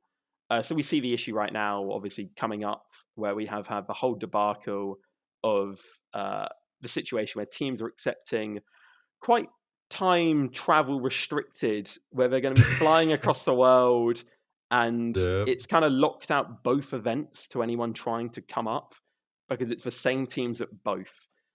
This isn't great, and it really limits the Astana, opportunity. Dallas, Chengdu. Yeah, it really limits the opportunity for new teams coming up. I'd say if teams realize that they don't have to attend every single event, and almost it doesn't really affect tier 1 too much, but if we did see less teams attending every single event, it would be beneficial in the fact that you would see new teams come up. New teams would get opportunities. So what you're saying is essentially, if people had the knowledge you have about how VRS works, the system would sort itself out essentially. Like if we were educated enough to plan the events to kind of gain the points they want to and protect the points they want to, it would kind of self-fix itself. I'd say tier 1 currently is majoritarily fine. It's in a good space. At the end of the day, we're not playing too many matches. It's kind of hard to fall out of tier 1. It works at the end of the day. Tier 2, I would say, does make a lot of mistakes, and that's why I think it's quite hard to evaluate the VRS model, because the issue is you don't have teams playing in an optimal sense. So how can you evaluate a model which isn't essentially being done correctly? Like a lot of people have been raising on Twitter that they're not the happiest about the fact that Saw might be able to get to the major, and they're quite in the driving seat on that front, as well as the fact they look at their recent matches, they haven't been playing much. They have beat Furious, they're not too bad at all. But Saw have played the system really well, and certain teams play the system really well. If other teams played it as well as they would, they wouldn't have such a good chance, and you wouldn't have this situation of people saying, "Oh, they're not good enough for the major." It's just that. So it's a knowledge gap. Yeah. People aren't the happiest with how complex VRS is, and I do agree. By the way, that's me, because Devilwalk's understanding you. I'm gonna say this. My brain, I'm probably the average Joe, because even with you explaining it, I can follow, I can understand it.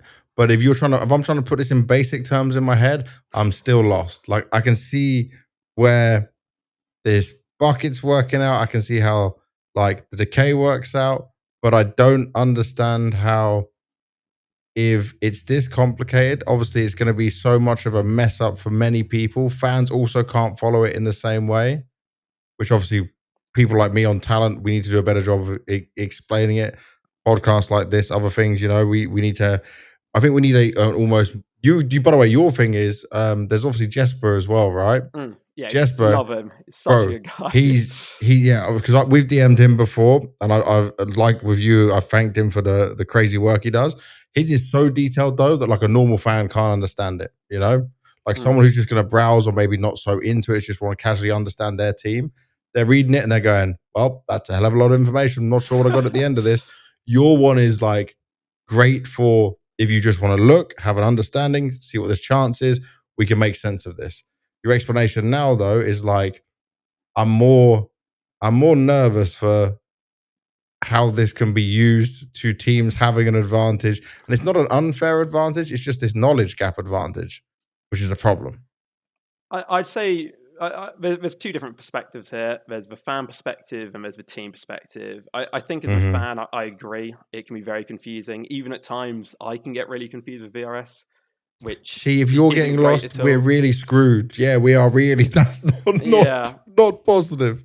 I'd say there's an important point there though, where Valve are potentially happy with the route it's going, because we're going to a point where it's kind of a community leading the front on VRS explanation, presentation, which Valve direction. love. And yeah, exactly as you say. If you look at everything else in Counter-Strike, you look at the PUG service, it's predominantly done by FaZe, which is obviously the community. You look at all of this analysis, it's community members. You look at basically the whole of Counter-Strike, and it is a community-led game.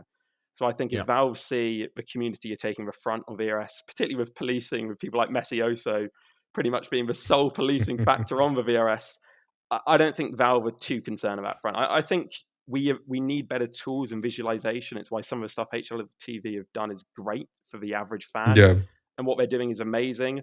And I think this is okay. We have further to go, but I think we're in an okay spot. From a team perspective, I would say this is potentially a team issue. So in this whole lead up to the major race, there's certain teams I've been speaking to tons. There's lots of teams I've been speaking to pretty much every single day. They've been asking me, what can I do to benefit myself? Should I be playing this? Bro, wait a sec. You're a student, right? No, I'm a worker now. Okay, you're working out. Not in some of these teams, some of these teams, your value, your stocks are up here right now, and the team stocks are down here. Things will have to change for you. I'm almost positive there, because you could freelance this out. You could, because right now you're being very nice. You could fill halls like lectures on the VRS systems, and every team would be attending. I think me and educating management. Yeah, but but it is. I mean, for me, it's like I hear everything, and I just wish that we could have this, as you say, like a little bit more of a, like, I want to go into a match right now, and I want to see what buckets have this team filled compared to that team's buckets, and what is it? Are they just losing points by playing this match, or are they filling something else up that's important? Like, what kind of different but you want to know criteria. That you want to know that, Devil, right? But let me do we think the average fan is going to be able to follow and want to follow that as well? Because there's two different sides of it. Yeah, see, because like for us it's very interesting because it's all about the major. I think it's going to be like, it's almost like this, right? It's almost like adding the Dota ban phase into Counter-Strike in some sense, where the game is already decided based on that phase, because it's like it's part of the game now in some sense, what you do beforehand and how you plan, which was always important in some sense, but more for the health of players and burnout and such. And this kind of adds a different layer to it that, obviously the example you gave with Saw, where they they almost gamed themselves into a major, not for being the best team, but just being strategically decision making outside of the game. That's how they got that spot. And it's like, you have to ask yourself the question, is that what we want to be part of the game? Or is it just purely a Counter-Strike measure you will go?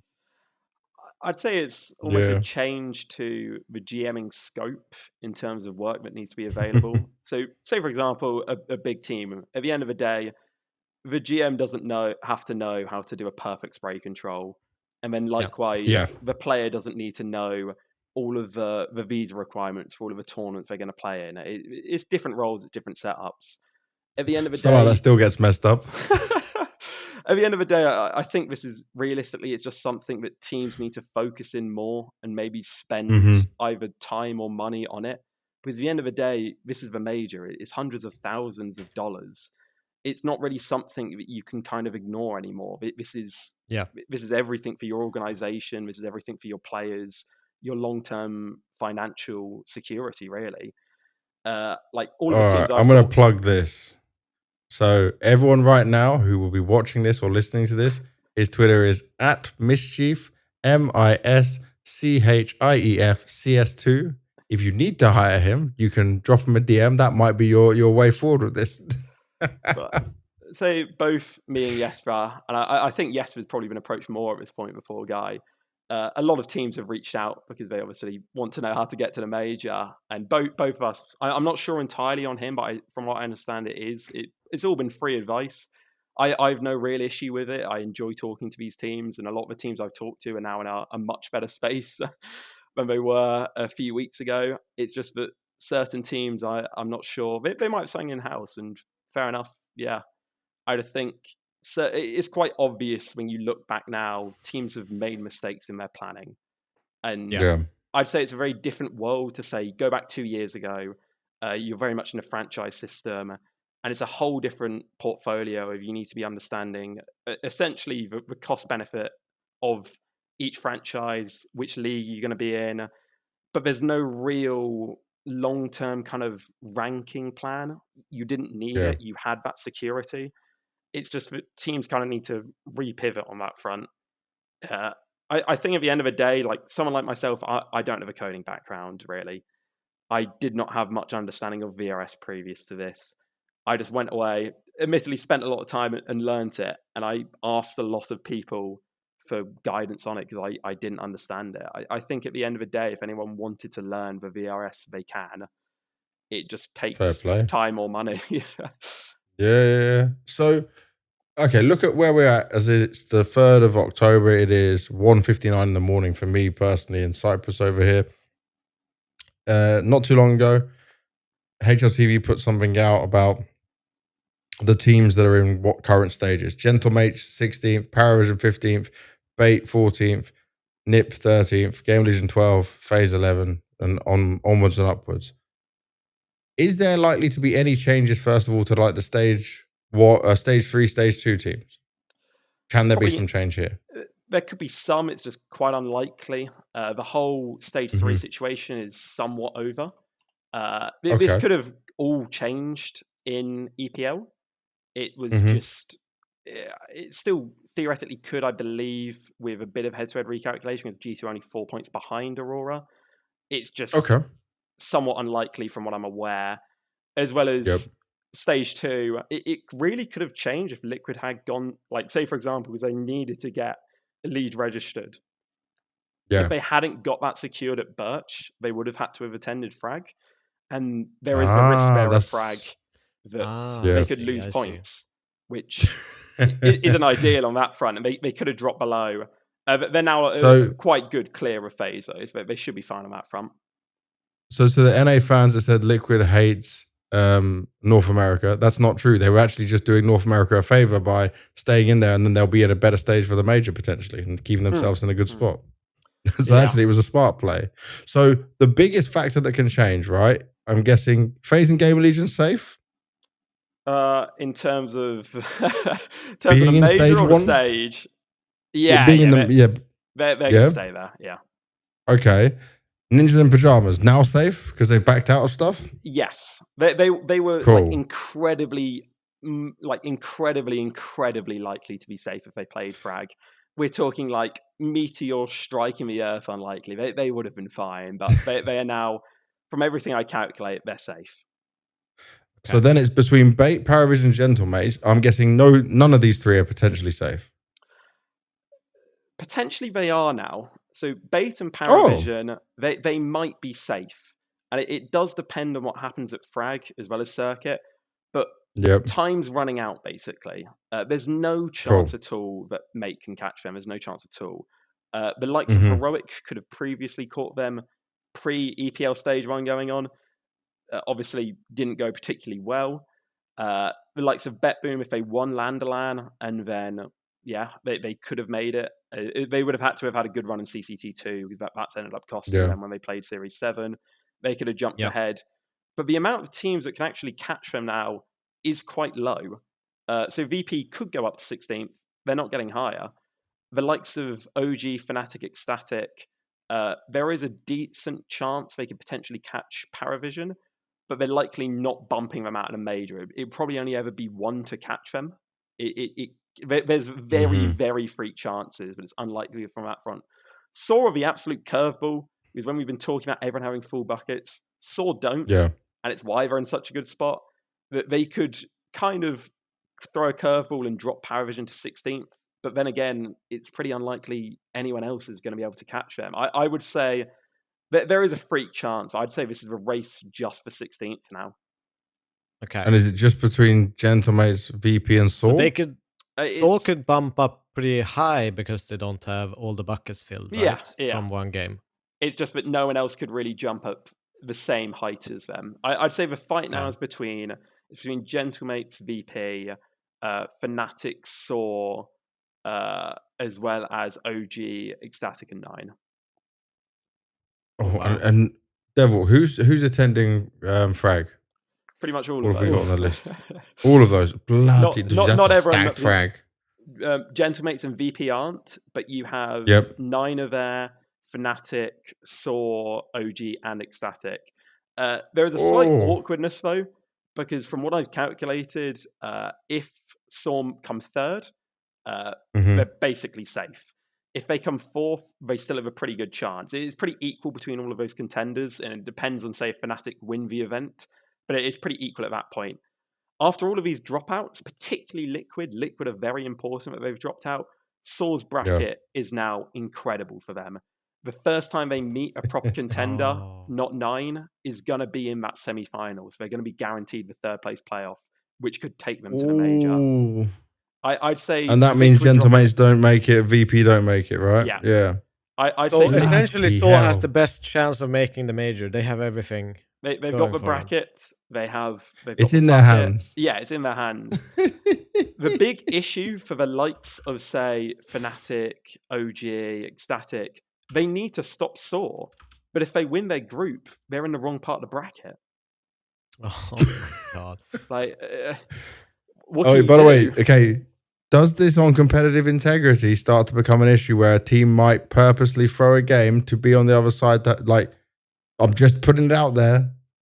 Yeah, that would enter someone's brain. Two teams have a meeting late at night. You know, like you gotta take one for the team, man. I would say in the current state of VRS, there are a few integrity issues like that, for example, and in a lot of cases, it is potentially better. Say, for example, it's an uncovered group stage going into playoffs or playoffs to begin with. Sometimes it is better for you to go to the lower bracket. This is an issue with VRS. I don't really know how you fix it. And in this case, realistically, it's just trying to meet the opponent who you're in a direct competition with. So it's a very awkward case. Is that because it doesn't matter? It's just a land match. Doesn't matter anything else. Yeah, if you're on the lower brackets. In this case, for Frag, it's much more. You need to catch. You need to stop your opponent getting there. They need to stop Saw. Okay. That's their issue. Yeah. As well as the whole lower bracket thing for lands. Just because if you don't have a full bucket, the loss you get from a loss is far lower than the amount you'll get from a win. So you'll just risk reward there. It's just like land points are crazy at the end of the day. Okay. So I understand Europe right now. Thank you very much for that. Asia's decided, right? I haven't run it in a few days because it's been so locked in for basically the 5 spots have been locked for a very long time. Like FlyQuest even though they had quite an unideal European adventure, they've been locked in for a very long time. I haven't kept up with the Asia race. I run it. I just don't really look at it. I just delete it as soon as it comes up on my PC. But as far as when I last checked it, it was something like 80-20% favor. I think it is more than likely done. America's is a bit more complex. In stage 2. Yeah, so Tyloo's in stage 2, right? Yeah. Mongol's obviously stage 1, so given. And then Lin Vision, Huns, FlyQuest, Rare Atom. That's what we're looking at for Asia. Yeah. I mean, there's a chance it could still change because I haven't checked that front, but as far as I'm aware, yeah. And then to the Americas, FURIA Pain is surely just solid and they're in stage 3. They have been locked in the major for so long now. Like when I first ran it, I saw like FURIA and Pain. Like FURIA was because I have an expected range on positions. FURIA was 1-1. I'm like, huh. Wow. This seems a bit off. Yeah, it turns out to be very true. Pain have been a bit up and down on stage 3, but they're more than likely there. MIBI, I don't believe can catch them either. So I think these two are both very locked in. At the end of the day, they're the best 2 teams in Americas right now. So it's right at the end of the day. VRS has worked here. And Passion and MIBR almost guaranteed stage 2, or there can be some change where someone can jump up? I think they're more than likely safe. It would have actually been That's good for Passion. Yeah. It would have been a bit more up in the air, depending on what Legacy did at EPL. But that's now decided now, so we've moved on from there. I think both are likely safe. Passion have run an incredibly good major running cycle. They've basically played the exact correct events. They don't have the anchor. They've done essentially everything right. The results didn't always come their way because there was Dracula, very true, which didn't go perfectly. But they have been. They survived that. They can survive anything. Yeah, they've been incredibly good on paper. And you see teams like this work with VRS incredibly well. It's just what others need to do, really. Can I ask around Passion, the win in Riga, how important was that for them? It was big. It was definitely big. I expected they would do well there, so I had this in my model. I thought they'd do well. Realistically, their main competition was OG, and they bested them out. It was big, though, particularly with what is happening with just kind of the whole America scene, particularly with Circuit X getting so much more coverage than I would have expected. There's definitely a big risk MIBR could overtake them. It doesn't matter if they drop down to 4th, really. If Legacy had a different run at EPL, there's a pretty decent chance that Passion could have ended up in stage 1. So that Riga win was really big. But obviously it matters depending on other teams, how they do. It's a lot easier to look back now and be like, oh, they would have been fine either way. But who knows what Legacy could have done. Yeah, it's all about other results as well. And then I guess so stage 1, there's still some changes that can happen, right? This is the mad part of the Americas region. Yeah, so all of my predictions, they're using either a confirmed level of coverage, which can change, to be fair, or an expected scope of coverage. So I heard about this Circuit X. They originally had it branded as Circuit X USA. Now it's Circuit X South America. I heard about this probably a month ago. The announcement looked a bit weird, and I wasn't really sure about it. And a few Americas teams talked to me about it. They're like, is it worth playing this? We're not really sure if it's legit. And at the time, I didn't really have an answer because they had something like 6 tweets before announcing what is quite a big event. So I was like, huh, interesting one. It is very much real. It has a very high level of coverage. And it's happening. Kind of changes the whole kind of entourage of what can occur. So before this was confirmed scope of coverage, I had Energy and M80 as fully locked in confirmed. Like they could do anything. They were perfect. After this came about, they're still fine. But there's a tiny little, there's a chance there. There's concern. The likes of Odic, Sharks, I mean, it's always been pretty much up in the air. But now it is, there could be stuff going on there. And then this really hurt Wildcard at the end of the day. They had a not ideal. That's a good thing. Not for the players, but it's a good thing for the organization to suffer because they are horrible with what they've done to players. Yeah, I know you're looking at VRS side, but we've covered a lot of their BS. They didn't have a great EU run, and they have Frag coming up, but just because of like how much is covered at Circuit X, it's kind of it just swings it away from them. Particularly a lot of the Americas teams with the likes of Marsborn, Skin Rave, it just swings it away from them really. And MIBR, you said, also was the savior of VP's chances for the major, right? So yeah, it's an interesting one where 2 European teams' fate is decided by an America's team across the world in Brazil, because VP have How played. Is this fair? Well, it's an awkward one, but you've got MIBR having played VP 3 times, and the better MIBR do, and they're probably going to win this tournament. It's looking good for them. The better they do, it's going to rise VP up with them. They essentially carry them up, and it could cost them 8. Like it'd be very unfortunate, and it would. I'd hate to see it if I was a Gentamates fan. I've been loving watching some of their stuff, like Croissant Strike covering them has been amazing. It's some of the most passionate casting I've seen ever. It's great to watch. Oh yes, they're great. They're absolutely great.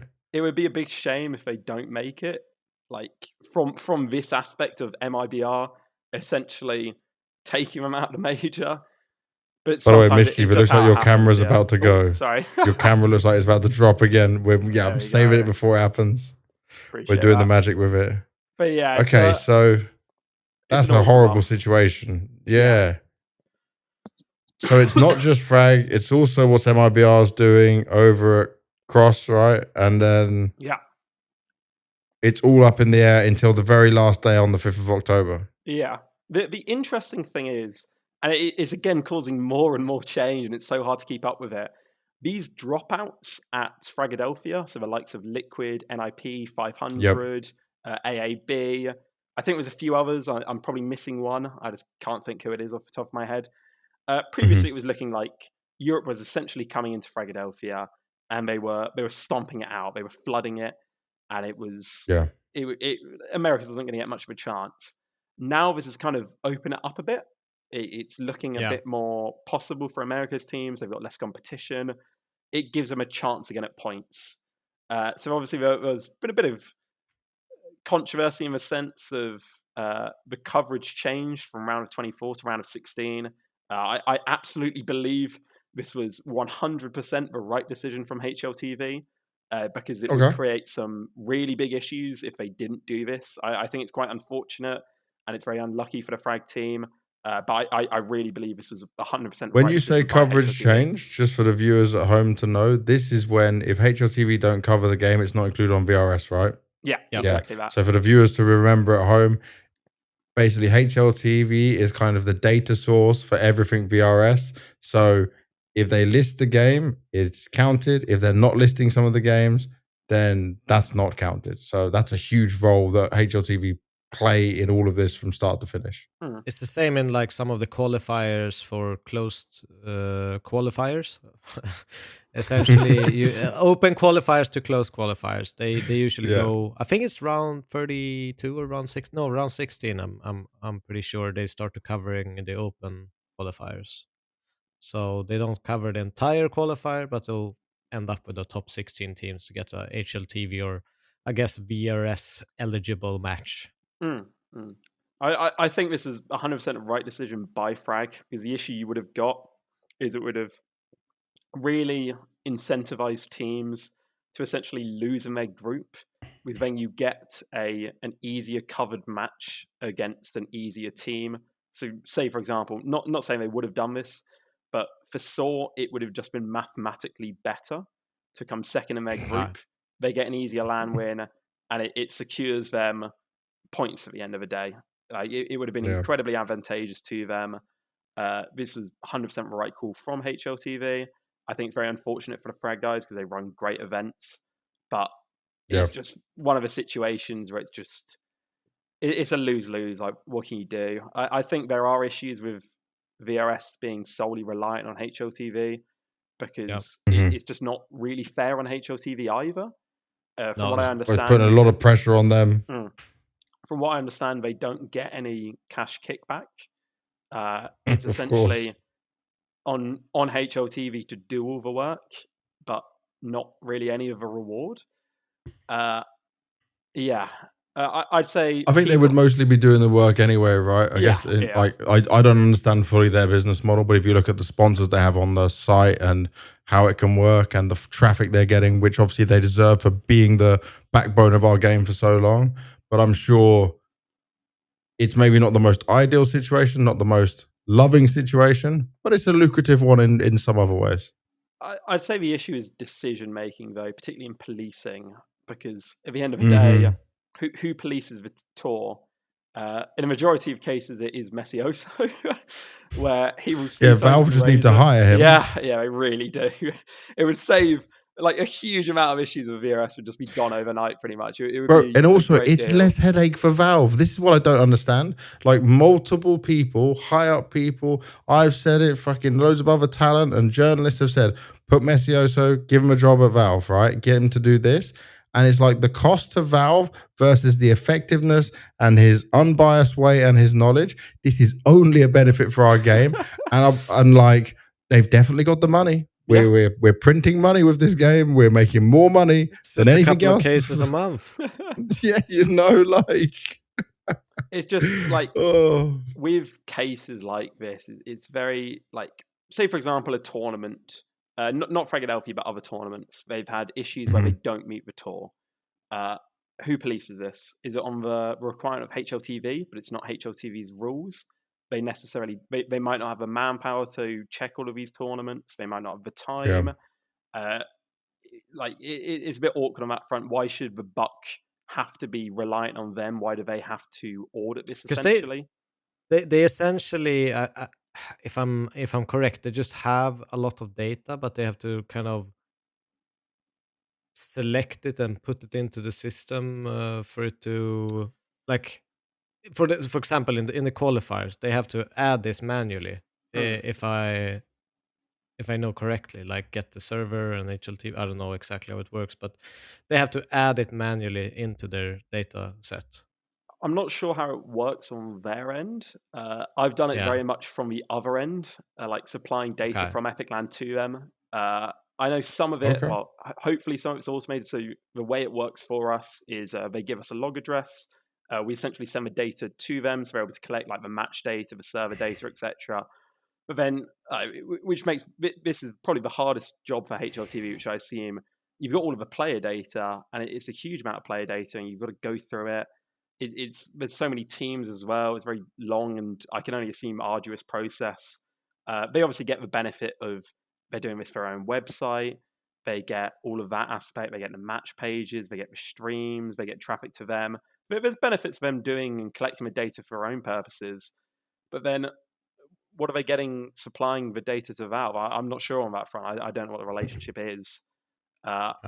Yeah, I'd say it's a complex one. I think the job of HLTV is very hard. There's obviously been quite a lot of drama on Twitter where I think people have been very unfair in terms of it's a tough job. What can you do? I think the coverage it's also a job not many people would do or want to do. No, you know, like it's I a feel, very yeah. No, go on. I feel very bad often for the coverage team because Epic Land on the Sundays, we have our horrible 9 a.m. early games. The LAN hall is freezing cold. It's horrible for us. You've got the poor HLTV admin. He's got to wake up. They've got to deal with some UKCS at 9 a.m. Well, 10 a.m. for them probably. But I think they do a good job at the end of the day, a very good job. Yeah. It's just they're being asked to arbitrate a system that isn't theirs. And I would like to see that relationship change and Valve take more ownership of their own system. How is your relationship with Valve? Do you get much response from them? Do you get to talk to them too much? Like, I know obviously it's the email, the address box going back and forth. On the GitHub, I'm sure I haven't made them the biggest fan of me because I've submitted a huge amount of pull requests with modifications to the model to make slight improvements. Arguably, it's quite nitpickery. As well, I've supplied issues. So there's quite a few issues I've submitted on the GitHub. One of them is like, say, for example, inconsistent VRS core applications where you've had teams attend tournaments where they've made subs which break the core, or they've been invited to tournaments where it doesn't even match the VRS core, which is a pretty big breach, but it goes unpunished. Then you got the flip side of where teams are doing the same thing, but they are getting punished. I asked for clarification on that. Nothing. I've emailed them a few times. I've never got a reply personally. I know some people do, but I've never really got any response from Valve. With some UK stuff we do with the UK League, we've looked into wildcards a few times. And on the current tournament operation requirements, they don't really specify anything about wildcards in true depth. They don't really give full clarity on the roster. Say, for example, they say you can invite a roster that is eligible for a wildcard, but from one that won a tournament, is it a roster that played the final match? Is it a roster that played a majority of times? There's no clarity on this at all. I reached out. I didn't hear back. But no, personally, I did speak to, I think it was Brian, about like 20. Yes, Brian's great. Yeah, I think it was about 21 months ago. I emailed him and had bloody hell, some that's a long time ago. there. But since then, I've got no responses from them. I can't really blame them, as I guess at the end of the day, I'm someone with no skin in the game. I'm just someone who enjoys VRS. Don't say it, but don't say that though, because like so many people are now following what you're posting. So many people are paying attention to it, and without people like you, we'd be in a worse position than what we are now, right? So like, we didn't just ask you to come on the podcast because you're like, I want to hear about VRS. It's because you're actually doing some good work, you know? Thank you. And like, they should definitely listen, because like, it's funny. I send a few emails or whatever and requests to Valve. Sometimes I get answers, sometimes I don't get answers. Sometimes they say they're going to do something, but it doesn't happen. I remember a conversation with Brian and Ido at the time when it was the Copenhagen Major, and I play with left-handed on my gun. I always have since 1.5. Yeah. And he was like, "Oh, we're looking at it," and then literally the very next day, it drops. Yeah. And like, he gave me no inkling that was actually going to happen. I had no idea it was going to be, but I mean, it was like me, Yakinda, Rain, loads of other people constantly requesting it.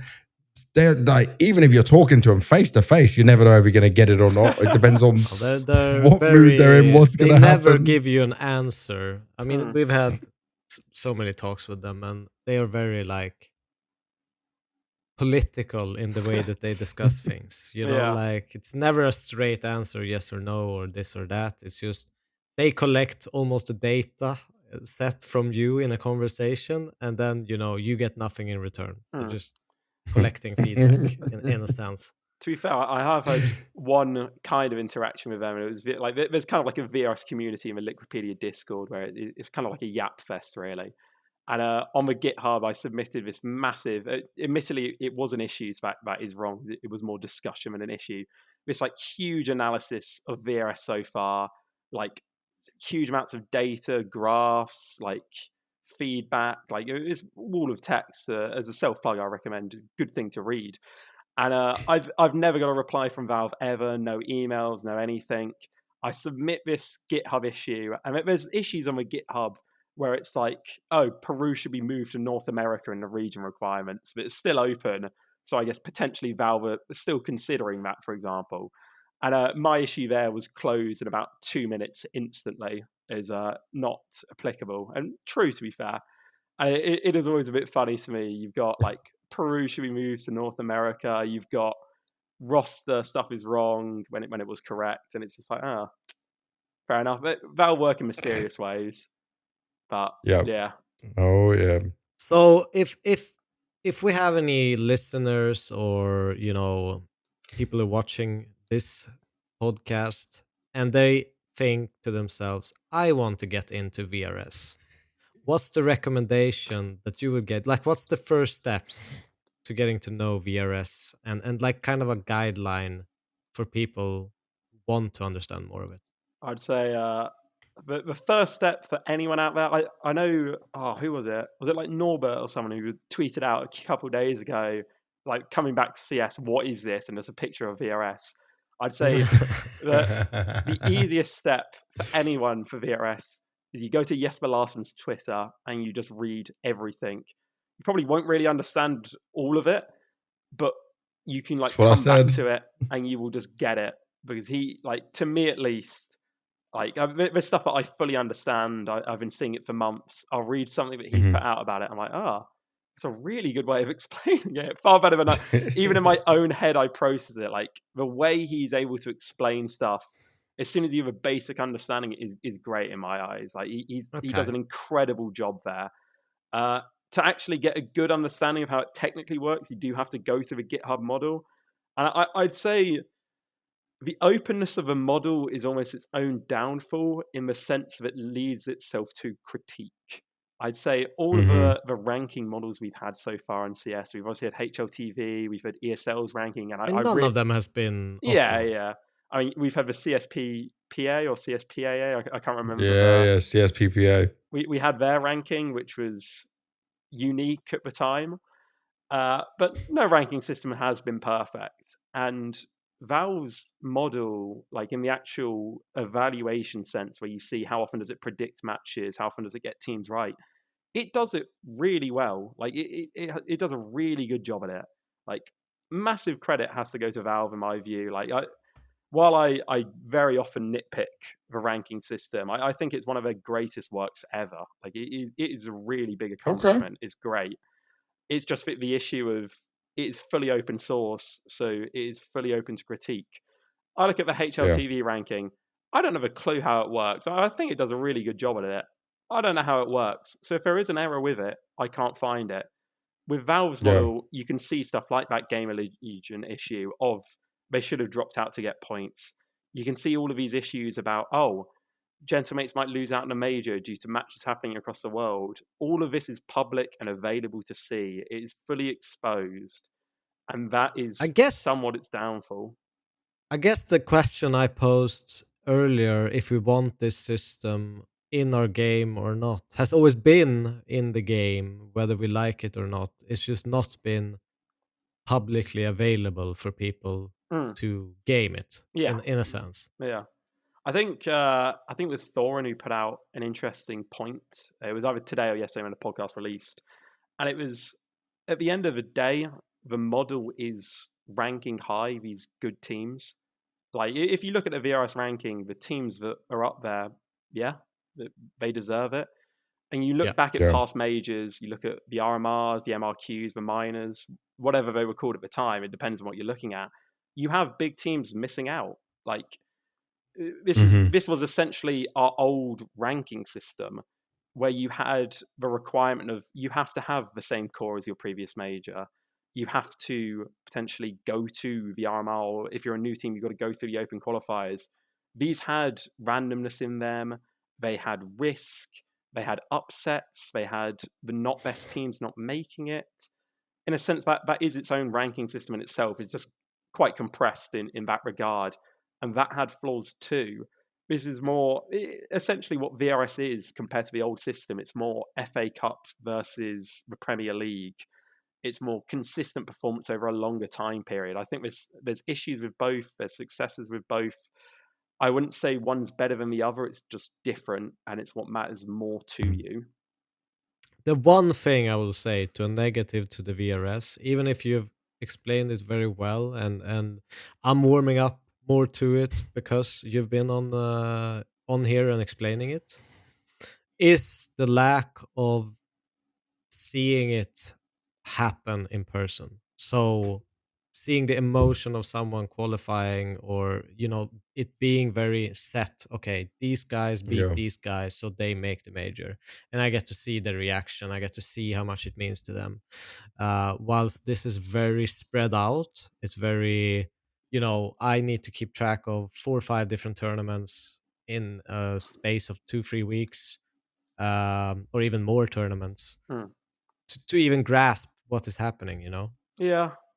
I'd say that kind of like that bulk viewership period of where you'd be able to watch the RMR and you know exactly the stakes, you know who's going to qualify.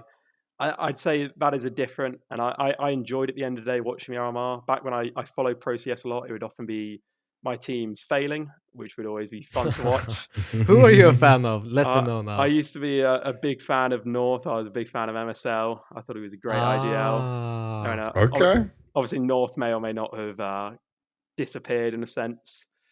But Yeah, I think that is gone, and it's a shame, and it's very complex to follow. I'd say this race. At the end of the day, your team might be in a great spot one day, a terrible spot the next, and it is kind of hard to keep track of that. Yeah. But it kind of gives stakes to more. I just say there is a benefit here because at the end of the day, I found myself watching Birch Cup. I've watched Draculan. I'm Same. sure Gentlemates fans are That probably watching is a MIBR big right now. That's a big plus for the CS community. The local LAN scene kind of being Jumping up, man. Coming back to life. rejuvenating in some Yeah. sense is something that we've missed for a great Can space of time. You know, I remember. I think it even died like even almost back in 2015 or something. yeah, but 'Cause- can this be abused though? You know, with like people if they're going to put the money up and make these events, like say someone just comes along. We had it back in 1.6, right? If you remember the Arbalete Cups, Devilwalk. So someone just comes in with Yeah. fat pockets and goes, "I'm going to make this game, this tournament for this region. Follow the VRS rules. I'm going to make like 6 of these, knowing that like I can get the team I really like to come I and think take part in it." 100% it can be abused. But I I'm mean, gonna make a Banks Land 2026, and it's gonna put like a 20k prize pool up, and all these top teams is are that gonna what want to face it Launders because they're did? doing a VRS. Yeah, he had his own Launders Land. See, Yeah. No, but I think the biggest issue in that department is if like a sponsor of a team makes a tournament and directly invites your team.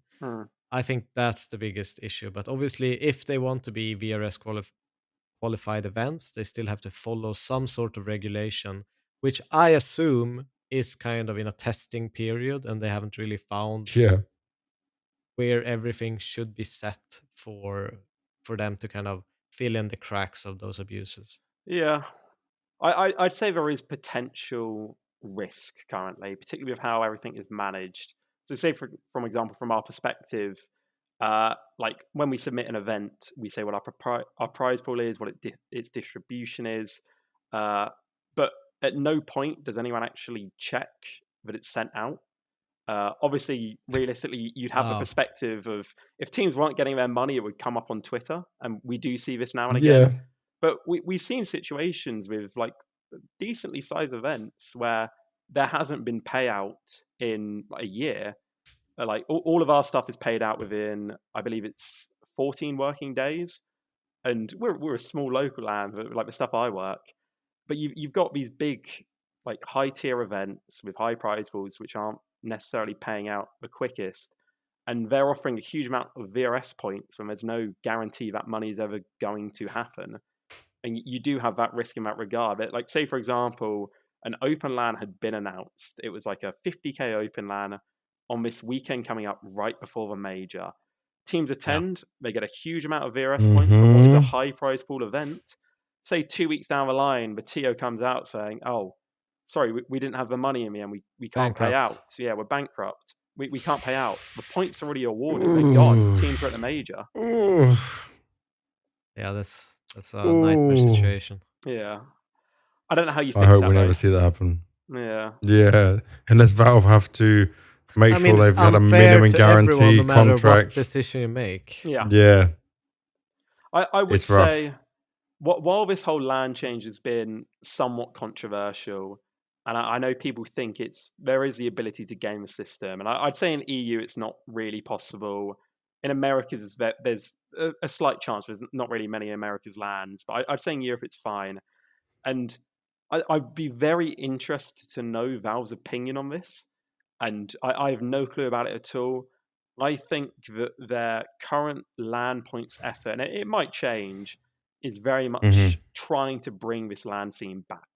So, like with all the lands I've worked with in the UK, and if you go back a year and look at Europe, we barely had any open lands left. Copenhagen Games was gone. Yeah, But no teams would want to attend Yeah, them. There was no point. well, yeah, you've got Gamebox in Denmark, which gets a good amount because I think Gamebox gets usually about like 47, 46. Epic LAN, we've been getting like 42, 43 for the past few years. But then outside of us two, there wasn't much else in Europe. In America, there's basically Frag. There wasn't much else to it. LANs weren't in a good spot. Like they weren't really making money. it was a dying kind of scene for where, if you look at all of these pros now, they came up through the open LAN circuit. Yeah. It's what Counter-Strike is at the end of the day. And I think there is a very decisive effort from Valve to try and push LANs forward. If you look through the code, there are references in the LAN win section about how it is scaled by prize pool, etc. And this would make LANs less valuable. This isn't actually how the model works. So I would suspect it's a remnant of the past where they tested if essentially LANs were worth less points. I do think their current approach is, while it doesn't necessarily make the model the best it could be, I think it is very much in favor of trying to drive local LANs. I would say without VRS, like in the UK at the end of the day, we get a lot of teams and we get a good amount. It's still not a sustainable industry. And with VRS, it's helped us a lot. We had Gentlemates playing, and like the streams are getting like 8K viewers. And it's just, it brought eyes, it brought interest, and that's what VRS has done with all of these local LANs. And I think that's very important. And that's because you're getting more than just UK teams, right? Yeah. You're getting more international teams, players, even mixed teams come together. Then more sponsors will be involved. Because the thing is, I commentated an Epic LAN back in 2012. I was commentating, for example, right? And that had more teams back then than we have now for an Epic LAN, you know? So if you can see that resurgence, or people want to come back and take part in it and be more active, I know for John that would be huge, right? Because he still loves it, he still breathes it, and it's a positive for why you guys do these kind of things. So hopefully we'll see more of it. It's definitely a positive sign in that sense. So it's not all negative around the VRS, realistically. No, 100% not. And I think it's warming up. I think on that, Mischief, we are going to let you go. I thank you so much for all of your time. Do you have any final words or thoughts you want to end the podcast with? I don't know. I think it's been a good major race. I think it's been a very different one, but I think there's been positives to it and there's been negatives. I think it'd be very interesting to see if Valve make any major changes to their model. And of course, teams have to learn it all again. But we'll see what happens next time. As well as you. And we'll definitely keep in touch. We'd love to have you back on when things do, updates happen, stuff like that goes down. And thank you for all the tweets. Thank you for all your time. We'll be keeping our eyes open and watching it all, mate. And good luck in the future and good luck with what you can get. Yeah. Thank you so much. I've learned tons by listening to you today. And I appreciate it. I have a better clue of what VRS actually is. Yeah. And I'll definitely, follow you, keep track of what you're doing, and I'll be able to read the lists a little bit better this time. Thank you guys for having me on. Well, that was enlightening, insightful, very deep. He is super passionate, and we're lucky we have these kind of people in the scene. Yeah. This went on for a long time, but it was valuable. It was needed. You learned so much, Devilwalk. I'm still processing information at now 3 a.m. my time. So I'm cooked just a little bit. So we're going to skip some of the news, just do a few bits on it. But did you want to have any final thoughts on just everything we heard from Mischief himself there? I mean, incredibly insightful. I think for me, just getting a grasp of kind of the foundation of where VRS kind of springs from and what impacts it has, it gives me a different perspective of how to look at games. And it was really, really good to hear, because I think this is this kind of information that I'm not sure I would have been able to kind of gather and grasp in the same kind of sense if I didn't have someone explaining it to me as he did. So I'm really grateful that I got this kind of lecture of it. We're locked in, dialed in, and understanding more VRS, and hopefully you guys at home are as well. So new stuff. Do you know, there's one thing, I'm gonna have a rant. I need a rant because you need a rant, bro. I need to have a rant because some people have actually lost the plot. You know, we had an update recently. And it wasn't. We're getting a lot of good updates, but it wasn't an update for sub-tick. It wasn't an update of cash, which everyone wants, you know. It wasn't something like that. So I just tweeted, just very simple. W update. Yeah? Let me just tell you. 1.1k likes, 9 retweets, 27 comments, 161,000 views. The amount of people giving me shit, commenting stuff, telling me things. One guy said, at FBI, at Terror Alarm, at State Department, at CIA, these people are terrorists and a threat to society, no lie. Banks, Gaben follower, pimp, Richard Lewis. They are too many, I can't tag them all. Please put them on a watch list. I'm thinking, bro, we're just talking about an update. Now, I actually shot back at some of the people who made these stupid comments, right? Because I don't know. I think a lot of people don't seem to remember. Maybe they're also very young. Yeah. One guy said, "Where's this? One of the best ones, one of the great ones." There. The reason I enjoyed this so much is because I don't give a fuck like what these people are thinking or saying. I just think like we need to be better as a community because I got to get this reply for you. But I do. It was crazy.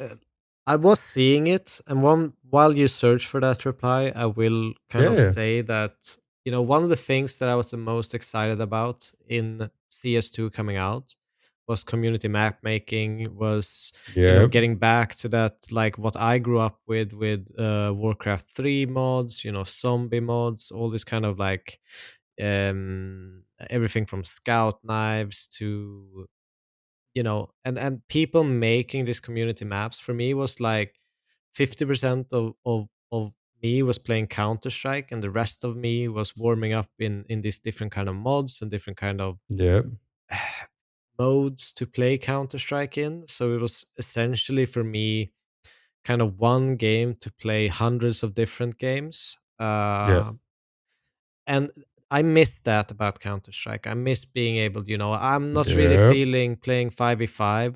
Let's just jumping on this server and, have some fun. Give me that Warcraft 3 mod. Give me the zombie mod, give me superheroes, stuff like that. I had so much enjoyable time as a kid playing that stuff. And we've always been a community game. So I found the tweets now, right? One guy, Bogdan, who I did ream out a bit, maybe I should have been a bit nicer, but he said, "God, what a fucking clown you are. If you are on salary, at least don't lie to people's faces, son of a bitch." First of all, I'm not on a salary with Valve. And I just said, like, my mindset and experience comes from I have been through the best times in Counter-Strike and the worst times. I've been playing this game since 2003. Yeah. We have seen CZ, we have seen Source, we have seen the worst parts of CSGO into the very best game that ever was in CSGO, now to CS2, which have its struggles. And people are like, oh, it's 2 years, there's still cheating problem. There's always been a cheating problem in Counter-Strike if you haven't been aware. Like, there has always been a cheating problem. Guess what? Technology is moving on, so there's more advanced cheats now. That's just what happens. Have you played the first cheats? Any game? Like there's a cheating problem in every game. If a game is made for competitive online, there will be a cheat made for it. That is just how this works. Then he was like, oh, this dude is not being negative and hateful. He's being realistic. I've been for 10 years, but I'm not a... Also, every CS Pro complains. I complain, 3.6 kilo, and very good player complain. Yeah. And I was like, what the hell? Someone said, did you read what the actual reply was? Like, dude, is he... And by the way, this guy's profile, high IQ, handsome, one of the best singers in the world, better than everyone else at everything, 0.00001% talent. He also went on for no reason, by the way, attacking other talent and said all talent who like are commentators and stuff are terrible at the game, blah blah blah. But we've actually got some talent who are incredibly good and high level at the game. Like he's just lying on everything by the looks of it as well. And I don't understand how an update can drive people so mad. Like, the point I'm making is map scripting is huge for the game. There is so much. By the way, I never went out and said, go Valve. Yeah, I don't want subtick. Yeah, Counter-Strike's amazing right now. Keep it like this. No, I just said that the update we had was a win, in my opinion. And guess what? It's my opinion, so I can have whatever opinion I want. And if people don't realize what Counter-Strike and Valve is, then yes, maybe you should uninstall the game. Maybe we shouldn't have you in the community because you like it's not going to change. It's been this way since the beginning. This is Counter-Strike. This is where we're at. And of course, yes, we want the game to be better optimized. We want there to be less cheaters. We want there to be better how well, we want 128 tick like on CS:GO, for example. Yeah, Rops has made tweets about it. I'm in full agreement, but in no way does that take away from this update being a win update in any stretch of the imagination. No, I agree, 100%. I think it's kind of ludicrous for people to have that reaction. At one point, I can understand it, but only if this is your first year of Counter Striking. Because I remember a day where I was young and naive and thought everything could be fixed with a blink of an eye. And I'm sitting here, what can I say, probably 25 years later in terms of Counter-Strike. And I think in CS2, we're still having a lot more updates than we had in CSGO. And definitely more than we had in probably Source and 1.6. I can't really speak for Source, Yeah, but me neither. I could imagine it's not as frequent because back then every update was essentially, from 1.1 to 1.2 to 1.3 to 1.4. Yep. So we I think essentially Freiburg had had the 6 best tweet. updates. Yeah. But I think Freiburg had the best tweet, by the way, because he said, like, I went back and played CSGO recently, blah, blah, blah. I'm paraphrasing because I can't remember exactly word for word. But he said, I think we're at a point now where we just need to have a test or a try of CS2 on 128 tick and see if that fixes things. Because, like, for example, I stream my CS all the time, right? Bro, getting killed behind a wall when I know I shouldn't have been killed, I'm actually like shit like this is annoying. I rage so hard. It's not fun. Some of the swings and stuff of the way it works, no, I don't enjoy it. But guess what? I understand what's happening. I just have to roll over, get on with it, keep playing the game in the best way possible, and abuse the mechanic myself wherever I can and make it work. It's not the way we want it. But But I'll on tell LAN you that games, this was a it's a million problem. times better. It was a problem in CS:GO early days as well. It was the exact same issues, and I'm not even joking. But obviously, they have a different development team compared to the guys that worked back then. But I'm Yep. sure it is a similar issue because it was a time in CS:GO where interp, if you ever heard of that, Oh yeah, I phrase. used to use like naught. It was in this is in So there 1.6. was I a remember like using specific 0.01. There was a specific interp command you wrote in, which would essentially mean there's videos. I know Pronax made a video on it, shooting people through Dust 2 doors, where essentially the hitbox would be almost a second delayed. So every person who jiggled would die.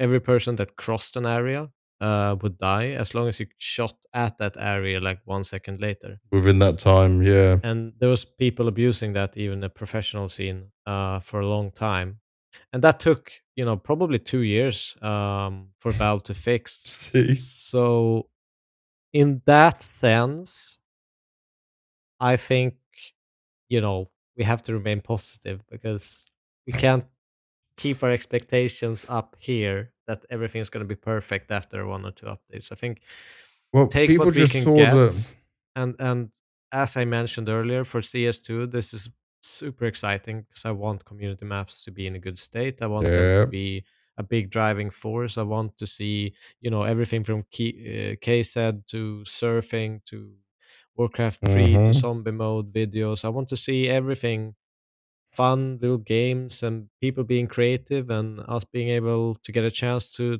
play those creative maps. That's all about Counter-Strike as well, right? That's what its bread and butter's been since the beginning of the game. And we are a mod. And yes, okay, Valve is a much bigger, larger company making shed tons of money. And people are saying, like, oh, like you're shilling for the company because they pay you. Valve has never directly paid any of us because the tournament organizer pays for talent, not not Valve. Not Valve at all. We don't get sticker money, we don't get anything in the game. Like, that's not how this works. This is Oh, just goddamn, I'm yawning. It's yeah, it's getting very late early. here. But this is just like that was my rant on the fact that, like, unless you just agree with the morons and you just hate on Valve right now and this negativity thrown towards them, you're in the wrong, which is just completely ludicrous and not the way we should be doing it. And trust me, CSGO was not polished from the beginning. We ended up with an amazing game, but guess what? You need to take a few steps back to go forward again, and it has always been that way every single time, and it won't change. Yeah, I mean, you That's it. probably have to wait about 1 million TikTok videos before you can rage.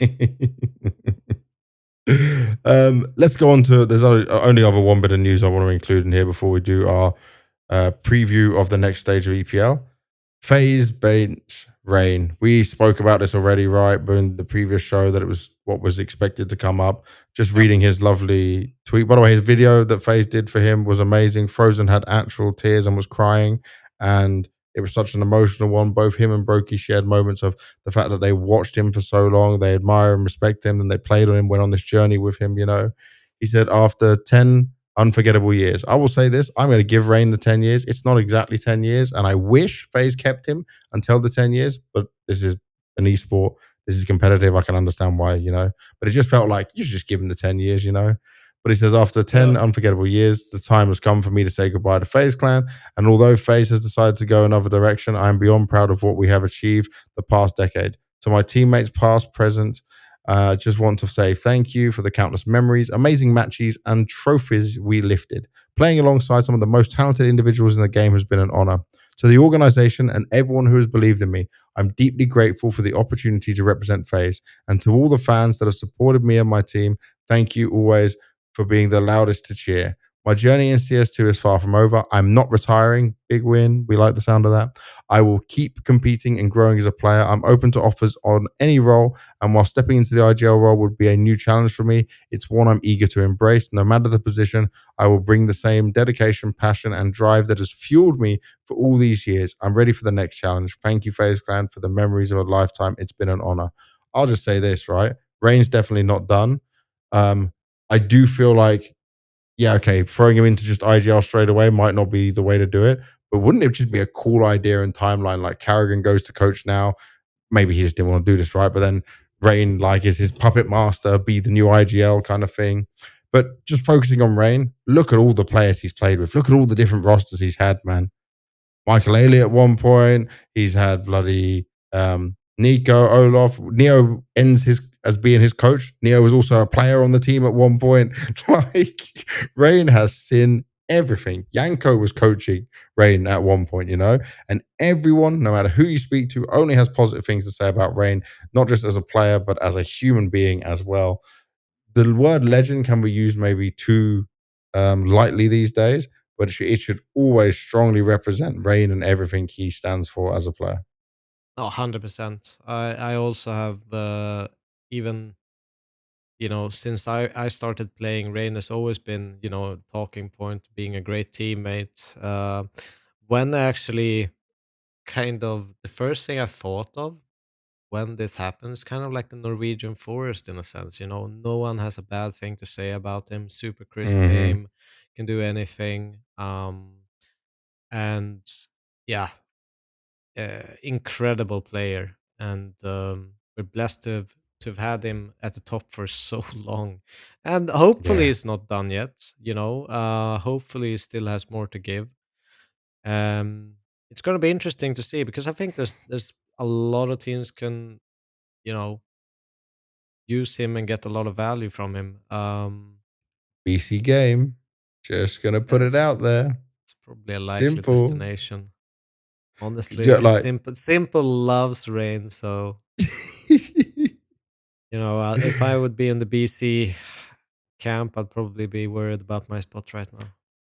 and if your BC game, you want to keep Simple happy, so you let him start making the roster moves he wants, puts Rain in their reliable hands. Like, let's be honest, BC game may not be the perfect option for Rain personally in terms of like a top team, but if he wanted to go in IGL, that's a great team for him to go in IGL for. Yeah, I That's a think so. great way to start things off and do it. But I think he might, sorry, that's my diabetic alarm.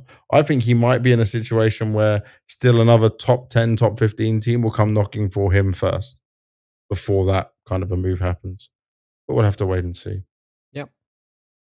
I'm very interested to watch his interview and stuff on HLTV Confirmed as well. He was doing that, so I need to get up to date and check on that. But let's do stage 2 EPL. It is going to be our full look at what's happening in this next stage. As always, because the teams rank themselves, we don't quite know who's playing who yet. Like, we can't see that, but we can just look down the teams. So, like, if I'm right, yeah, there's no matches yet at all. So we're back in this situation. 16 Yeah. teams, right? Mongols, Furia, Vitality, Spirit, Falcons, Mouse, Aurora, G2, Navi, Astralis, 3D Max, FaZe, GamerLegion, Gentlemates, Inner Circle, and Hotu. So, Devilwalk, you know what this Wow. means, right? Yeah. Because this is incredibly stacked, right? If you look at this The from VRS points, we have number 1, 2, 3, 4, 5, 6, 7, 8, 9, 10, 11, 13, 15, 23, 35, 36 ranked teams. Now it doesn't matter VRS now for the major, right? So this is No. all actually going into points for the next major, but it's just still incredibly important in being ready for the major. Some official games in there as well.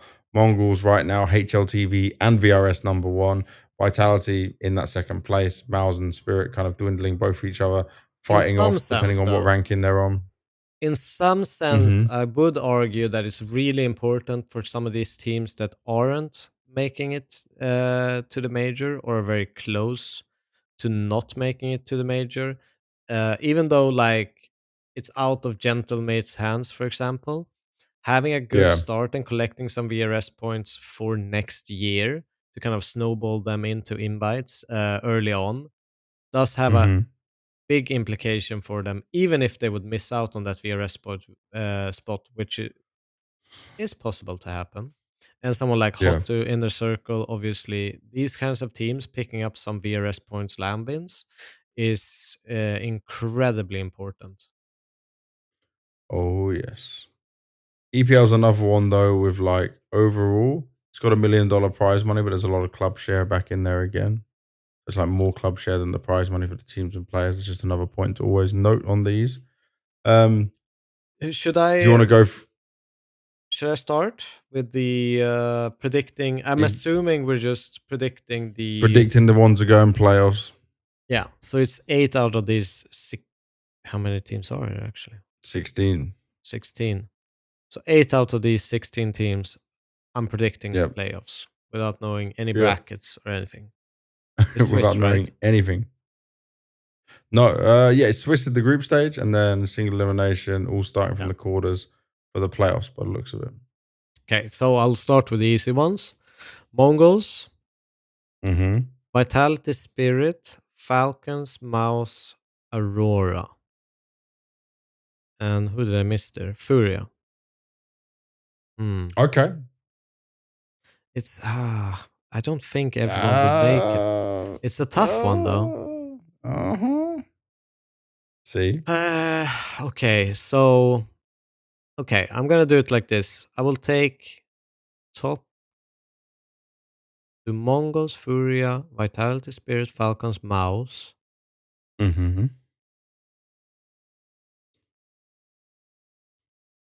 I'll take Aurora and the Navi. Oh, didn't expect that from you. I know. Well, why did you say Navi? Um, I'm saying Navi because first of all, I mean I'm skipping G2. Mm-hmm. I think they could definitely pick up some losses. In a Swiss stage like this, we saw that they weren't completely ready for some of these like Gentlemates or Hotu kind of teams tier wise that Okay. I think they might drop. I think Navi still proved themselves a little bit on Star Ladder that they have consistency. Mm-hmm. And I think that if they play against some of these lower ranked teams, they've shown that they should be able to get a win. They've shown that they have that stability, and I think they've gotten a little bit more confidence as well. That going into this, I expect them to be a bit stronger. Okay. So I'm putting Navi above G2 in this. I do think, when it comes to Swiss systems, it's Yep. really hard to predict who goes through because it's a mishmash. I took an easy route. I just picked the top teams essentially, but I do think there's a big chance we're gonna get someone from that lower list of teams actually making it through. Yeah. Who do you think is going to win the whole thing? This is a very, very interesting one. I'm going to pick Spirit. Oh, god damn! We haven't even seen him play yet, and you're going with that. I Okay, mean, yeah. I like it. Why not? Throw it in there. And again, guys, we are doing this completely random. We don't even know the matchups yet, and it's Swiss going into this, so all carnage could break loose again. But we're just having our fun with stage Might 2. have 2 right. So for me, Mongols, Vitality, Spirit, Falcons, Mouse, Navi, Aurora, and then FaZe. So skipping Furia. FURIA and G2. All right. Fair. Yeah, that's my one. That's my ones out of it. Just from what I saw, I know things can change. I know they can bounce back in it. Yeah, they can be used to it all. But I think that'll be just like some of the change up in there. I one thing I don't want to see is I don't want to see either Inner Circle or Hotu go 0-3. I want to see them have some tough games and at least get a win or show something in there. All right. Yeah. And for my winner for the whole tournament, I just believe it's going to happen at some point. So I'm going to go and predict Vitality. My heart's It's not telling that me bad. Mongols, but I'm just thinking Vitality at some point. Now it's had time to reset, that bounce back to come back into it, the motivation and hunger. And also, I feel like FaZe, with Twist coming back, will have a bit of a mini honeymoon period. But if Jacob still is in his struggle position, then I could be massively wrong on that. So I just have a hunch, Devilwalk, that I think, and by the way, this is not like I've got no insider information. I don't know what's going on. It's just a weird, bad feeling that like Falcons here will do badly. Like something will go wrong for them. They'll probably make playoffs, but it'll be like they drop to an opponent they're not supposed to, or something will go wrong in a direction that's unexpected. Like I can just imagine that to be a pro league thing that happens for these guys. I mean, I feel like there's a bunch of these teams that could have that kind of scenario. I think Aurora is someone I don't really know where I could see them be. No, this But is if they're perfect for them. No crowd. No crowd. It's going yeah, to be the smallest. What is it? A little studio crowd maybe and for they the do like playoffs? making playoffs. Yeah. So you They are a see? You playoffs see? merchant. But I think there could be a lot of upsets in this stage, and I agree with you. Falcons, they are a bit hot and cold sometimes. They either look like the best team in the world, or sometimes they look so stressed they forgot about how to play Counter Strike. Sometimes, I mean, not to that Yeah. extreme, but you know what I mean. Like they, Just off the game they should be on for the caliber of players and ability they have. yeah, and it's just I think even Spirit, as I predicted, I have no idea what kind of form they're gonna be in. It could be tragic, it could be amazing. We have Vitality, obviously. Their tragic is still a semi-final, but um, to a degree, there are a bunch of these teams that could make a bad run. I think it's interesting because it's so stacked. And I like your Spirit pick, by the way, because I went with FaZe just making playoffs because of the twist effect. But yeah, you're going in with Spirit with Tanier and now this time they've had since Blast London, yeah, not doing Fission, not doing Starseeds or anything else. Like, they could come in swinging. I kind of forget about yeah, this. Like, Tanier, Zway, Donk, time to shine. yeah. And I would Donk's be going to be so very unhappy. He's not played an official forever. He's yeah. like climbing walls, bro. I think he will probably have a little bit more zen in himself. That's possible. But yeah, I have a hard time seeing Tenir doing badly. I mean, Mm-hmm. someone like Sway was way more of a gamble to bring in, but someone like Tenir, who's, I'm not sure I've seen him have a bad map. So I think he's incredibly consistent, and I think that's gonna be a positive, just a net positive for Spirit. All right. Well, there's not too much else to say about EPL, and this podcast episode has been a crazy long one, but I hope everyone's enjoying it either way. We are running low on energy, so let's get to our Discord Q&A.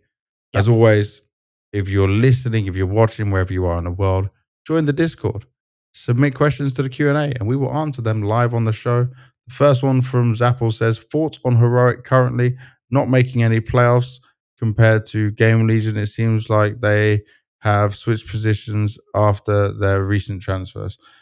They're just in this like turmoil of not having Saw, which obviously is a coach we credit so much for. Now things are going to start to come undone a bit more. Obviously, Heroic's trying to now build in a different direction. They've always been very good at selling these players, right? Moving them on up. I guess that's still a model they want to try and keep. Is it next that they want to try and sell Nilo somewhere? If someone comes knocking for him, but it's like I still put Heroic for me is way below someone even like GamerLegion in current form. Yeah, I think you're right. I think, as you mentioned, so the problem Heroic has is they've lost consistent pieces. So being one of them, Tenir being one of them, and what happens when you lose those kinds of things is you're gonna start having inconsistent results, and they're gonna drop in ranking. And the more time goes on, I'm sorry to say, but I think they're actually gonna drop even more until they find Yeah. some stability in the rankings. Uh, I mean, mostly because a lot of the stuff and fundamentals that SAW brings in and updates them on a regular basis is gonna kind of float out in the vacuum of space after a while. But I also think that a lot of these players, if I look at this lineup, I think that for me, Youngster is probably the one that has the most kind of X factor potential for this lineup currently. He's kind of the one that makes sure they either win or lose. If he has a Yeah. stellar game, they win. If he is like not having a stellar game, they lose. That's kind of And how I sometimes view he's it. on and off. He's Yeah, like a he's light bulb, very man. on and off, and I think that's a big problem. And it's not his fault. I think it's just um, they need people who are more consistent, and having him, Yeah. pop off against some of the world's best teams, that's fine. Then you'll get the upset in that sense, but you will need some more stable kind of pieces to make sure you get to that position in the first place. And I And it's don't still a very see young that. team. Yeah, I don't see them having that. Even with, some of these have great potential, but I don't see the hmm consistency in them yet. No, I'd agree with that. I would agree with that. All right, next we've got Jackson, and he says, what are your thoughts on the new Astralis? Although the beginning of the season looked promising with Hooksy coming in and getting Astralis to back-to-back grand finals, they have severely dropped off. Do you think this is just their level, or there are other factors like Magis being out of his role, or the lack of star firepower besides Stare and occasional vintage device performance? Dude, I think we talked a little bit earlier in the podcast about Astralis, but like, Stown going out obviously is a big loss. Magic's coming in is not filling that void, even if Stown wasn't having the best individual performances. But I'm not even going to put it on Hooksy. I felt like you can call it a honeymoon, but it was just Hooksy playing individually very well and then calling good and changing things up.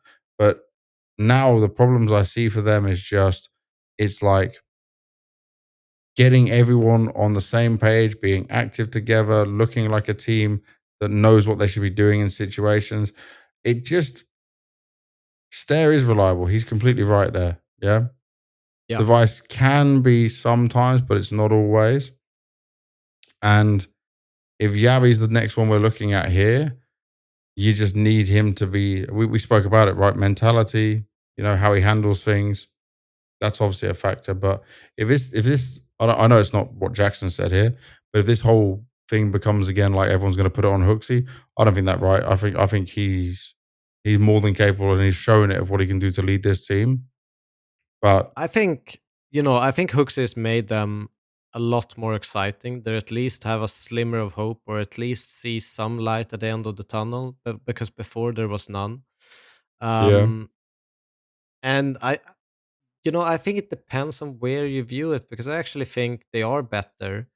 I think they've put themselves in a better position. The problem is that I still think they are way too high ranked for what their actual level is right now. I don't think they're top 10 in the world. I truly yeah, don't. And I don't think they've, you know,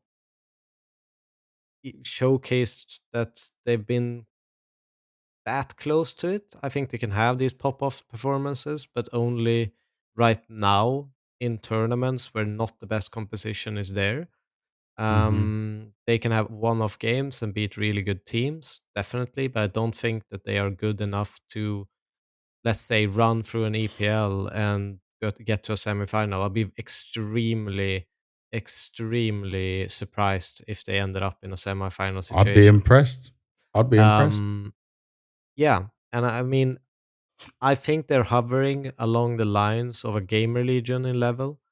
Mm-hmm. And I think it's hard because it all depends on how you view them, right? Because I think people view them like they are supposed to be a title contender, and they're just not even close to that. And that's not No, like dumping on Astralis. I but think there's just way too many good teams above them for them to be and look at the considered. events. Look at the events here in back-to-back grand finals: Astana and Fissure, right? Yeah, And both of those were without a lot of the very elite teams. So when they do come up against the elite teams, the cracks really begin to show. And they like I think you worded it way better than I did. They're not an elite team right now. When they come up against the elite teams, that's when we see it. So yeah. that's the thing that's going down with them. But I still think they have Um. potential to be better, but I just don't Oh think yeah. they're there at the moment. They need some more time. I know we've given Australis plenty of time, but there's still Oh, they got a Magicks step now. They get up. 3 months more. A couple of months back, when they didn't have Hooksy, I was looking at that team and it's like, maybe it's better to Mm-mm. disband and go different ways because this isn't working. Now at Yeah, least I see something in them, and I think it's worth continuing. definitely. Um, Change It says thoughts on everything that's happening recently with VP. Perfecto was IGL, then most likely not making the major because of missing EPL, and now Bist replacing IC for CS Asia tournament. The Bist one, by the way, is he's a 17-year-old AWPer from Prodigy, so that's another Prodigy player coming in there. Well, I will say this: I'm very positive because VP never had their academy team players come to the main roster. Now you're going to have two playing in it. But I just think that VP doesn't know what they want to do, doesn't know what CS they want to play. It's going to take a lot more time than they've got. And if they don't make the major, boy, I don't know if they can even hold on to Fame and Flit. It could be a real GG for VP as you know it. The biggest problem I see with VP, I mean, obviously we can talk. We already mentioned some of these things in the question, but the biggest Yeah. problem is it looks to me like they are using duct tape to make sure they stay competitive. And what I mean by Yeah. that is putting, obviously Electronic obviously has a lot of experience and a lot of knowledge as a player that can be kind of converted into the IGL role. It's still kind of taking two pieces of wood and just taping it together and hoping it will be a weapon in some sense. It might work for one or two punches, but that tape is going to make the two sticks kind of bend after a while because they need experience, they need time, they need to kind of grind their way up to make sure they have a solid base for what they want to achieve on the server. And them Yep. switching out IGLs with different ways of, you know, school in some sense, different ways of approaching situations and different ways that they might want to take timings in the game and when to call, and finding all of that out with pacing and shifting up momentum and understanding the reads at the same time of opponents it takes time to learn that, and it's something that I just see it as kind of a band-aid of some sorts to make sure their lineup is competitive to maybe qualify for the major. I don't see this team as a long-term competitor No. in the scene. By the way, I was very distracted during your answer because we're in the hotel. The bed's very high up, and my dog just jumped. It's a small Pomeranian dog, and it just jumped off the bed lightning fast to chase after my wife. That was insane. That is not good for a small dog to do. I'll All do right, and the the final last one. question. Go on, yeah, Mr. Scorga, our Yeah, the regular, legend. big time. Okay, Scourger asks, any genius suggestions on how to mitigate cheating? With VRS now so important and even online tournaments counting towards the points, how do we mitigate this? Oh my God, There bro. is honestly very few things you can do. The one thing that, has been starting to come in and become a more regular thing is obviously having webcams in the room that you're playing.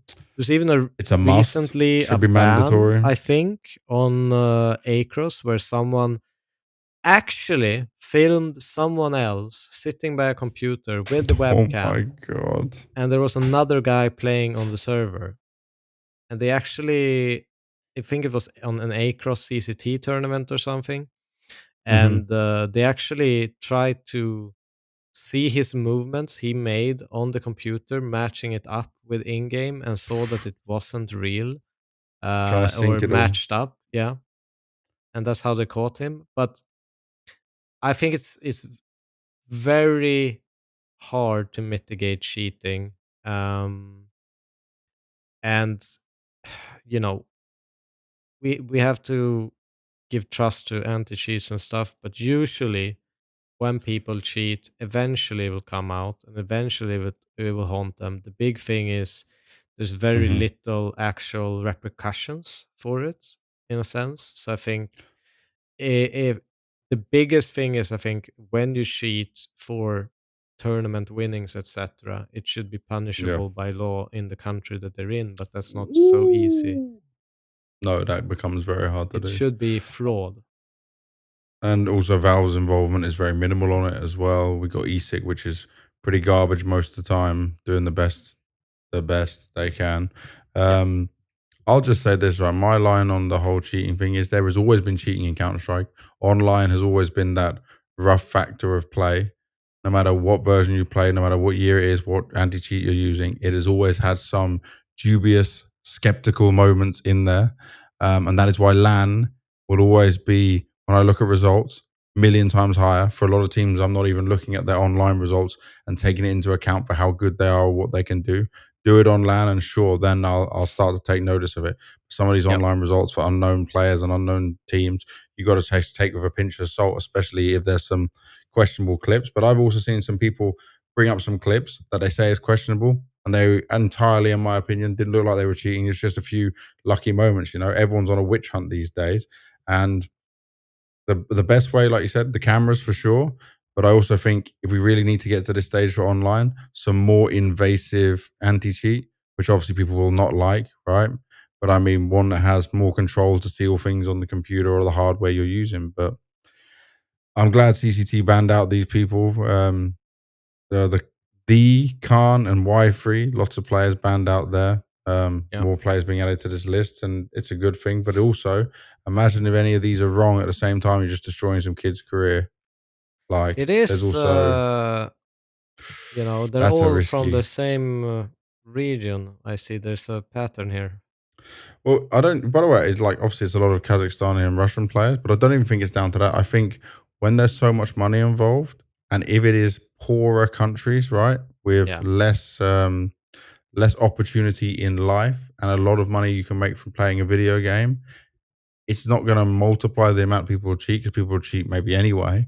But I mean, it also inspires people maybe to match fix a bit more or do some of this cheating and because like the risk versus reward is huge. Could be life changing in some aspects. which is just another disgusting part of it. But this is the same as, by the way, this isn't just in Counter-Strike. You can go to boxing. I've been in boxing fights where people have said that I've rigged this fight so this guy gets the belt, you know, we'll put a ton of money on it. There's loads of that stuff that goes on in different sports around the world. So it's not just only to Counter-Strike or online gaming in general. There's lots of things that has to be taken a look at.